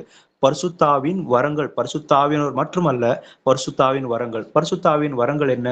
1 கொரிந்தியர் 12வது அதிகாரம் 7-11 வசனத்துல ஞானத்தை ஊற்றுகின்ற வசனமும் அறிவை ஊற்றுகின்ற அந்த வசனங்களும், அதுக்கடுத்து இதோ பல பல பாஷைகளை பேசுகின்ற அந்த வரங்கள், அதுக்கடுத்து பாஷையின் வியாக்கணத்தை செய்கின்ற அந்த வரங்கள், அற்புதங்களை செய்கின்ற வரங்கள், அதுக்கடுத்து தீர்க்க தரிசனம் வரங்கள், ஆவியை நிதானிக்கின்ற அந்த வரங்கள் அப்படின்றது போல ஏசுப்பா நம்மளுக்கு அந்த ஆவிக்குரிய அந்த வரங்கள் எல்லாத்தையும் கொடுப்பாரு. ஆனா அந்த ஆவிக்குரிய வரங்கள் எப்படி நம்மளுக்குள்ள செயல்பட ஆரம்பிக்கும் அப்படின்னு சொல்லி கேட்டீங்கன்னா, நம்ம விசுவாசத்துல வளர வளர, தேவனுடைய வசனத்தை கைகொண்டு நடக்க நடக்க, அந்த வசனத்தின் அடிப்படையில நம்மளை மாற்றிக்கொள்ள அதன்படி நம்ம தீர்மானங்களை எடுக்க நம்ம எப்போ வந்துட்டு ஆரம்பிப்போமோ அதுக்கடுத்து இந்த வரங்களும் அப்படியே பெருகிட்டே போகும். அப்படிதான் அது வந்துட்டு நம்மளுக்குள்ள செயல்பட ஆரம்பிக்கும். கீழ்ப்படியாம இருந்து நான் வந்துட்டு இதை செய்யறேன், இந்த வரம் எனக்குள்ள இருக்கு அப்படின்றது போல நம்ம செயல்பட்டா அந்த வரத்தை பெற்றவர்களாக இருந்தாலும் அந்த வரம் வந்துட்டு நம்ம மூலியமா ரிஃப்ளெக்ட் ஆகாதுங்க. அப்படின்னா ஃபர்ஸ்ட் ஆஃப் ஆல் என்ன பண்ணணும்? ரெப்பெண்ட் பண்ணி, எஸ்ப்பா இந்த விஷயங்களை நான் மாத்திக்கிறேன், என்ன மன்னிச்சிருங்க அப்படின்னு சொல்லி. ஆனா ஒரே ஒரு விஷயம், தேவன் கொடுக்கின்ற இந்த ஆவிக்குரிய அந்த வரம் இருக்கே, சபையின் வளர்ச்சிக்காகவும் அநேகர்கள் பக்தி விருத்தி அடையும்படியாக ஏசப்பா இந்த ஒரு வரங்களை கொடுத்திருப்பாங்க. இந்த வரங்கள் மூலியமாக நம்மளை மேன்மைப்படுத்தி கொள்கிறதுக்காக ஏசப்பா இந்த வரங்களை கொடுக்கல. நிறைய பேர் நான் ஏசப்பா கிட்ட இந்த பிளெஸிங்ஸ்லாம், இந்த வரங்கள் எல்லாம் பெற்றுட்டு நான் யார் அப்படின்னு சொல்லி காமிக்கிறேன் அப்படின்றது போல வரங்களுக்காகவே ஆண்டவர் முன்னாடி உக்காந்துட்டு இருக்கு, ஜபிச்சுட்டு உபவாசம் போட்டுட்டு இப்படி எல்லாம் இருக்கிறவங்க இருக்காங்க. ஃபர்ஸ்ட் ஆஃப் ஆல் ஆண்டவர் கீழ்ப்படிஞ்சு நடந்து கொண்டா இந்த வரங்கள் நம்மளுக்குள்ள ஏசப்பா கொடுக்க ஆரம்பிப்பாரு. கீழ்ப்படுதல் மூலியமாகத்தான் அந்த வரங்கள் அப்படின்றத நம்மளுக்குள்ள ஆக்டிவேஷன் ஆகும். அப்படிதான் ஏசப்பா நம்மளை எடுத்து பயன்படுத்த ஆரம்பிப்பாரு. அப்ப நீங்க கட்டளை இடுறது கூட வேணாம், நீங்க பேசினாலே அந்த அதுக்குள்ள அந்த ஒரு பிரசன்னம், தேவனுடைய பிரசன்னம் இருக்குங்க. கடைசியா ஒரே ஒரு வசனத்தை வாசிச்சிடலாங்க. ரோமர் 8வது அதிகாரம் 26-27. அந்தபடியே ஆவியானவரும் தமது பலவீனங்களில் நமக்கு உதவி செய்கிறார். நாம் ஏற்றபடி கொள்ளுகிற வேண்டிய என்னதென்று அறியாமல் இருக்கிறபடியினால் ஆவியானவர் தாம் ஆசை அடங்காத பெருமூச்சுகளோடு நமக்காக வேண்டுதல் செய்கிறார். ஆவியானவர் தேவனுடைய சித்தத்தின்படியே பரிசுத்தவான்களுக்காக வேண்டுதல் செய்கிறபடியால் இருதயங்களை ஆராய்ந்து பார்க்கிறவர் ஆவியின் சிந்தை இன்னதென்று அறிவார். ஆமேன். ஆமேன். இங்க பாருங்களேன், அன்றியும் தேவ ஆவியானவர் வந்துட்டு நம்மளுடைய பலவீனங்களை அறிஞ்சிருக்கிறாரு. ஆமாதான். அப்படியே ஆவியானவர் இருதயத்தின் சிந்தனைகள் நம்மளது என்ன இருக்கு அப்படின்றது அவர் அறிவார். அதுக்கடுத்து ஏற்ற நேரத்தில் ஏற்ற வேளையில் எப்படி ஜபிக்க வேண்டும், அந்த அதுக்குண்டான வார்த்தைகளை எப்படி நான் பயன்படுத்த வேண்டும் என்று சொல்லி நாம் அறியாமல் இருந்தாலும் தேவன் இடத்தில் நாம் உதவியை கேட்கும் பொழுது அந்த ஏற்ற நேரத்தில் அந்த ஏற்ற வார்த்தைகளோடு நாம் உச்சரித்து ஜபிக்கின்ற அந்த ஒரு திறனை, அந்த ஒரு ஞானத்தை ஆண்டவர் கொடுப்பாரு. ஜபிக்கிறதுக்கு ஏசப்பா தான் நம்மளுக்கு சொல்லி கொடுப்பாரு. ஏசப்பா எனக்கு ஜபிக்க வராது, எனக்கு உதவி செய்யுங்க, நான் ஜபிக்க ஆரம்பிப்பேன். ஆரம்ப காலத்துல எப்படி ஜபங்கள் ஸ்டார்ட் ஆகும்? இப்ப மத்தாய் 5வது அதிகாரம் வாசிக்கிறீங்க, வாசிக்கும் போது ஆவில் எளிமை உள்ளவர்கள் பாக்கியவான்கள் அப்படின்றது போல நிறைய பாயிண்ட்ஸ் அந்த இடத்துல இருக்கும். அந்த பாயிண்ட்ஸை வச்சு உங்களுக்கு ஓவரால் சப்ஜெக்ட்ல புரிஞ்சுத, எஸ்ப்பா நீங்க சொல்லியிருக்கீங்களா ஆவின் எளிமைன்னா அந்த மனத்தாண்மை அப்படின்றது அது எனக்குள்ள இல்லை, அப்பா இந்த வசனத்தின் அடிப்படையில எனக்கு கொடுங்க. அப்பா நீங்க சொல்லியிருக்கீங்களா சகோதரர் மேல கோவித்துக் கொள்கிறவன் அவன் கொலைகாரனா இருக்கிறான் அப்படின்னு சொல்லி, அதனால நான் என் சகோதரன் மன்னிக்கிறப்பா, நான் இப்படி எல்லாம் நடந்துக்கினது தவறு அப்படின்றது போல ஒவ்வொரு வசனத்தை வச்சு நீங்க இப்படி ஃபர்ஸ்ட் ஓவரலா இப்படி பேசுறது போல ஜபிக்க ஆரம்பிப்பீங்க. அதுக்கடுத்து எல்லாத்தையுமே நீங்க ஓவராலா ஜபிக்கும் போது ஆவியானவர் அந்த வார்த்தைகளை அப்படியே பயன்படுத்தும் பொழுதே அதுக்குள்ள ஒரு வல்லமை இருக்குன்றது போல ஏசப்பா உங்களை மறைச்சிட்டு தைரியமா எல்லாருக்கும் முன்னாடி ஜபிக்கின்ற அந்த ஒரு ஞானத்தை கொடுப்பாருங்க. அதனால வசனத்தை ஒவ்வொரு அதிகாரத்தையும் வாசிச்சதுக்கு அடுத்து கேட்டதுக்கு அடுத்து நீங்க என்ன கேட்டீங்க, என்னத்தை வாசிச்சீங்க ஞாபகப்படுத்திக்கிட்டு ஏசப்பா கிட்ட, ஏசப்பா இந்த வசனத்துல இதெல்லாம் சொல்லி கொடுத்தீங்களே உங்களுக்கு நன்றி ஏசப்பா, இந்த விஷயத்தினால இதை கத்துக்கிட்டேன், எப்பா இப்படி பயந்துருந்தேன், அப்பா நான் இன்னும் பழைய மனுஷியா இருக்கேன் அப்படின்னு சொல்லி நினைச்சேன் அப்படின்றது போலாம் நினைச்சிட்டு நம்ம என்ன பண்ணணும், அந்த வசனத்தை வச்சு நம்ம ஜபிக்க ஆரம்பிக்கணும். அப்போ இயேசுப்பாவே நம்மளுக்கு ஜபம் சொல்லி கொடுக்கறது கூட பரிசுத்த ஆவியினவர் தான் நம்மளுக்குள்ள இருந்து ஜபத்தையும் கத்துக் கொடுப்பார் அப்படின்னு சொல்லி இப்போ வேத வசனத்தின் மூலியமா நம்ம அறிஞ்சுக்கிட்டோம். ஆக மொத்தம் தேவ ஆவியினவர் நம்ம மேல இறங்கி வரும்போது அவர் நம்மளை எடுத்து பயன்படுத்த ஆரம்பிப்பாரு. அதுக்கு நம்ம செய்ய வேண்டிய ஒரே ஒரு விஷயம் என்ன அப்படின்னு சொல்லி கேட்டீங்கன்னா, 2 தீமோத்தேயு 2வது அதிகாரம் 20-21 வசனத்துல எழுதப்பட்டிருக்கும். ஒரு வீட்டுல வந்துட்டு மர பாத்திரங்கள், கல்லின் பாத்திரங்கள் இது எல்லாமே இருக்கும். ஆனா ஒரு பாத்திரத்தை எடுத்து எது சுத்தமான வேலைகளுக்காகவும் இன்னொன்னு வந்துட்டு அசுத்தமான வேலைகளுக்கும் பயன்படுத்துவாங்க. ஆனா அப்படியாத்தான் மனுஷர்களும் கூட யார் வந்துட்டு இந்த தீமையான வழிகள்ல இருக்கின்றார்களோ அப்படிப்பட்ட தீமைகளை விட்டு மனம் திரும்பி, பாவங்களை விட்டு மனம் திரும்பி வந்தாங்கன்னா அவங்கள நான் எடுத்து பயன்படுத்துறேன். அவங்க கர்த்தரை பயன்படுத்துகிற பாத்திரமாக இருப்பாங்க அப்படின்னு சொல்லியிருக்காரு 2 தீமோத்தேயு 2வது அதிகாரம் 20வது வசனத்துல. அப்படின்னா எப்போ நம்ம வந்துட்டு ஒரு காலி பாத்திரமா நம்மளை எடுத்து ஆண்டவருக்கு எஸ்பா நீங்க பயன்படுத்துங்க தகப்பனே அப்படின்னு சொல்லி முழுசா நம்மளை ஒப்பு கொடுக்க சரண்டர் பண்றதுக்கு, அவருடைய வசனத்துக்கு முன்பதாக நம்மளை தாழ்த்துறதுக்கு நம்மளை ஒப்பு கொடுப்போமோ அப்பதான் ஏசப்பா நம்மளை எடுத்து பயன்படுத்தவே ஆரம்பிப்பாரு. ஆனா எனக்குள்ள இன்னும் இந்த சுயங்கள் இருக்கு அப்படின்றது போல நம்ம இருந்தா நிச்சயமா வந்துட்டு ஏசப்பா வந்துட்டு 2 எஜமானுக்கு ஊழியம் செய்யலாகாது இல்லைங்களா? அப்படின்னா அந்த விஷயங்கள் இது அப்படின்னு சொல்லி ஏசப்பா கிட்ட சொல்லணும். இல்ல ஏசப்பா இந்த பாவம் இது இப்படி இருக்கு அப்படின்னு சொன்னா பரிசுத்த ஆவியின் பலத்தினால் சரீரத்தின் செய்கைகளை அழித்தால் பிழைப்பீர்கள் அப்படின்னு சொல்லி எழுதப்பட்டிருக்கு. பரிசுத்த ஆவியானவர் எப்படி பாவத்தை குறித்து பேசுவாரு? இல்லப்பா நீ இப்படி பேசுன்னு சரி கிடையாதுப்பா அப்படின்னு சொல்லி உறுத்துவாரு. இருதயத்துக்குள்ள ஒரு உறுத்துறது போல இருதயத்துக்குள்ள ஒரு துக்கம் உண்டாகும். அந்த துக்கத்தை மறுக்காம ஏற்றுக்கொண்டு ஐயோ தப்புப்பா, இப்படி பண்ணிருக்க கூடாது, இப்படி பேசியிருக்க கூடாது, இப்படி பார்த்திருக்க கூடாது, இப்படி கேட்டிருக்க கூடாது, இப்படி நடந்திருக்க கூடாது அப்படின்னு சொல்லி அவர் சொல்லும் போதே கேட்டுக்கினீங்கன்னா கீழ்ப்படுதல். இப்படிதான் பரிசுத்தாவின் பலத்தினால் சரீரத்தின் செய்கைகளை நீங்க அழிக்க ஆரம்பிப்பீங்க. அப்படின்னா பாவத்தை மேற்கொள்கிறதுக்கு உண்டான அந்த பலனையும் பரிசுத்த ஆவியினர் தான் நம்மளுக்குள்ள கொடுத்துட்டு வருவாரு. அவரை அந்த ஏற்ற காலத்துக்கு முழுசா அவருடைய சாயலாவே நம்மளை மாற்றிடுவாரு. சரிங்களா? நம்மை பலப்படுத்துகின்ற கிறிஸ்துவனால் எல்லாம் செய்ய நமக்கு பலன் ஒன்று. ஓகே, ஃபைனல் பிரேயர் நான் ஒப்பு கொடுத்து ப்ரே பண்றேன். ஸ்தோத்திர இயேசுப்பா, சர்வ வல்லமையுடன் தேவனாகிய கர்த்தரே, தேவாதி தேவனே, ராஜாதி ராஜாவே, வானத்துக்கும் பூமிக்கும் ஆண்டவரே, அப்பா இந்த நாளில் ராஜா இந்த செய்தியை கேட்ட ஒவ்வொரு சகோதர சகோதரிகளையும் உம்மோடி திருக்கரங்களை ஒப்பு தருகின்றேன் தப்பனே.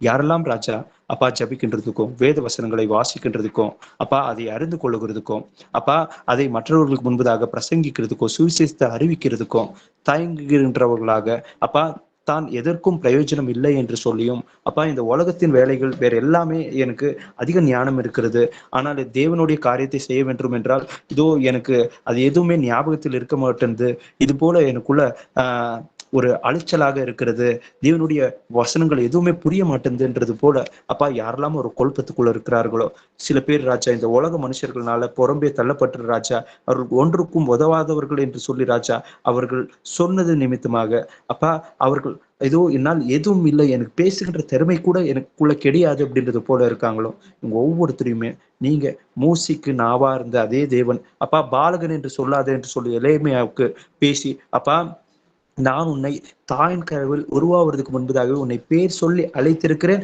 பாலகன் என்றோ எனக்கு நாலேஜ் இல்லை என்று சொல்லி நீ சொல்லக்கூடாதுன்னு சொல்லி எரேமியா மூலியமாக நீ பேச ஆரம்பித்த அதே தேவன் யாரெல்லாம் பேசுகின்றதுக்கு தயக்கம் இருக்கிறது, பேசுகின்றதுக்கு எனக்கு வந்து என்னுடைய வார்த்தை தவறாயிருமோ என்கின்ற ஒரு பயத்தோடு இருக்கிறார்களோ அப்படிப்பட்ட அந்த பயத்தின் அந்த கட்டுகளை இயேசு நாமத்துல ஒடிக்கிற ராஜா அப்பா பிறவியிலிருந்து ராஜா அப்பா நாங்கள் மாம்ச பிரகாரமாக இருந்திருக்கலாம் அப்பா இதோ நாங்கள் மண்ணினால் உண்டாகப்பட்ட அந்த மனுஷர்களுடைய அந்த சாயலை கர்த்தாவை தரித்து கொண்டது போலவே அப்பா உன்னதத்திலிருந்து வந்த என் தேவனாகிய கர்த்தரை உம்முடைய சாயலை கர்த்தாவே அப்பா இந்த உலகத்தில் மனுஷகுமாரனாக இருந்த அந்த ஒரு சாயலை அப்பா இந்த உலகத்தில் நாங்கள் இருக்கும் பொழுதே அப்பா உம்மை சொந்த இரட்சகராக ஏற்றுக்கொண்ட அந்த நாளிலிருந்து அப்பா நாங்கள் உங்களை கர்த்தாவை தரித்து கொண்டிருக்கிறோம் என்று சொல்லி கலாத்தியர் 3வது அதிகாரம் 27 அப்பா 26 வசனங்களை நீர் சொல்லி இருக்கிறீரே. ஆம், யாரெல்லாம் கிறிஸ்து இயேசுக்குள் சேருகிறதுக்கு ஞானஸ்தானத்தை பெற்றுக்கொண்டார்களோ அவர்கள் ஒவ்வொருத்தருமே ஆண்டவராகிய இயேசு கிறிஸ்துவை உம்மை கர்த்தாவே அப்பா பரிசுத்த ஆவியானவராக தரித்து கொண்டிருக்கிறார்கள் என்று சொல்லி ஆம் நாங்கள் அப்படியாக தரித்து கொண்டிருக்கிறோம் தகப்பனே. நாங்கள் யார் ஒருவரும் தனிமையில் இல்லை, எங்களை ஒருபொழுதும் நீங்கள் எங்களை தனிமையில் விட்டு விடவும் இல்லை ராஜா. என் தேவனாகிய கர்த்தர் எங்களை இந்த உலகத்துக்கு அப்பா இந்த உலகத்திலிருந்து பிரித்தெடுத்து அப்பா இந்த உலகத்தை எங்களை அனுப்பி வைத்திருக்கின்ற என் தேவனாகிய கர்த்தர் எங்கள் மேல் இருக்கிறீர் ராஜா. ஆம் ராஜா, நீர் எங்களுக்குள் இருந்து அப்பா நீர் எங்களை பயன்படுத்துகின்ற தேவனாக இருக்கிறீர், அதற்காக உமக்கு நன்றி செலுத்துகிறேன் ராஜா. அப்பா நீ இந்த பாவத்தை செய்தவன், நீ இதோ இந்த தீமை செய்தவன், நீ உன்னுடைய பழைய வாழ்க்கையில் இப்படி இருந்திருக்கிறாய் என்று சொல்லி குற்றப்படுத்து அப்பா. அவர்களை ஒடுக்கி வைக்க நீ ஒன்றுக்கும் தகுதி இல்லாதவன் என்று சொல்லி அப்பா பழைய பாவங்களை குறித்து, பழைய மனுஷனுக்குள்ள இருந்த அந்த பாவத்தை குறித்து உம்மை ஏற்றுக்கொண்டதுக்கு முன்பதாகவும் அப்பா உண்மை ஏற்றுக்கொண்ட பிறகும் அப்பா கீழ்ப்படியாமைகள் என்கின்ற பாவங்கள் எங்கெல்லாம் காணப்பட்டுச்சோ அதையும் குற்றவாளியானவன் அவர்களுக்கு இருதயத்துக்கு ஞாபகப்படுத்தி கொண்டு அவர்களை ஒடுக்கி வைக்க அப்பா எங்கெல்லாம் செயல்பட்டு கொண்டிருக்கிறானோ அவனோடு எல்லா திட்டங்கள் முறையடிக்கப்படட்டும் இயேசுவின் நாமத்துல.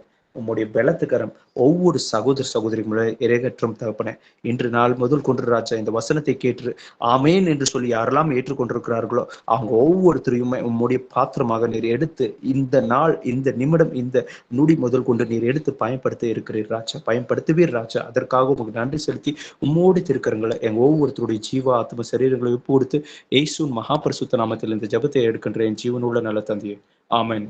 Praise Lord brothers, praise Lord sisters.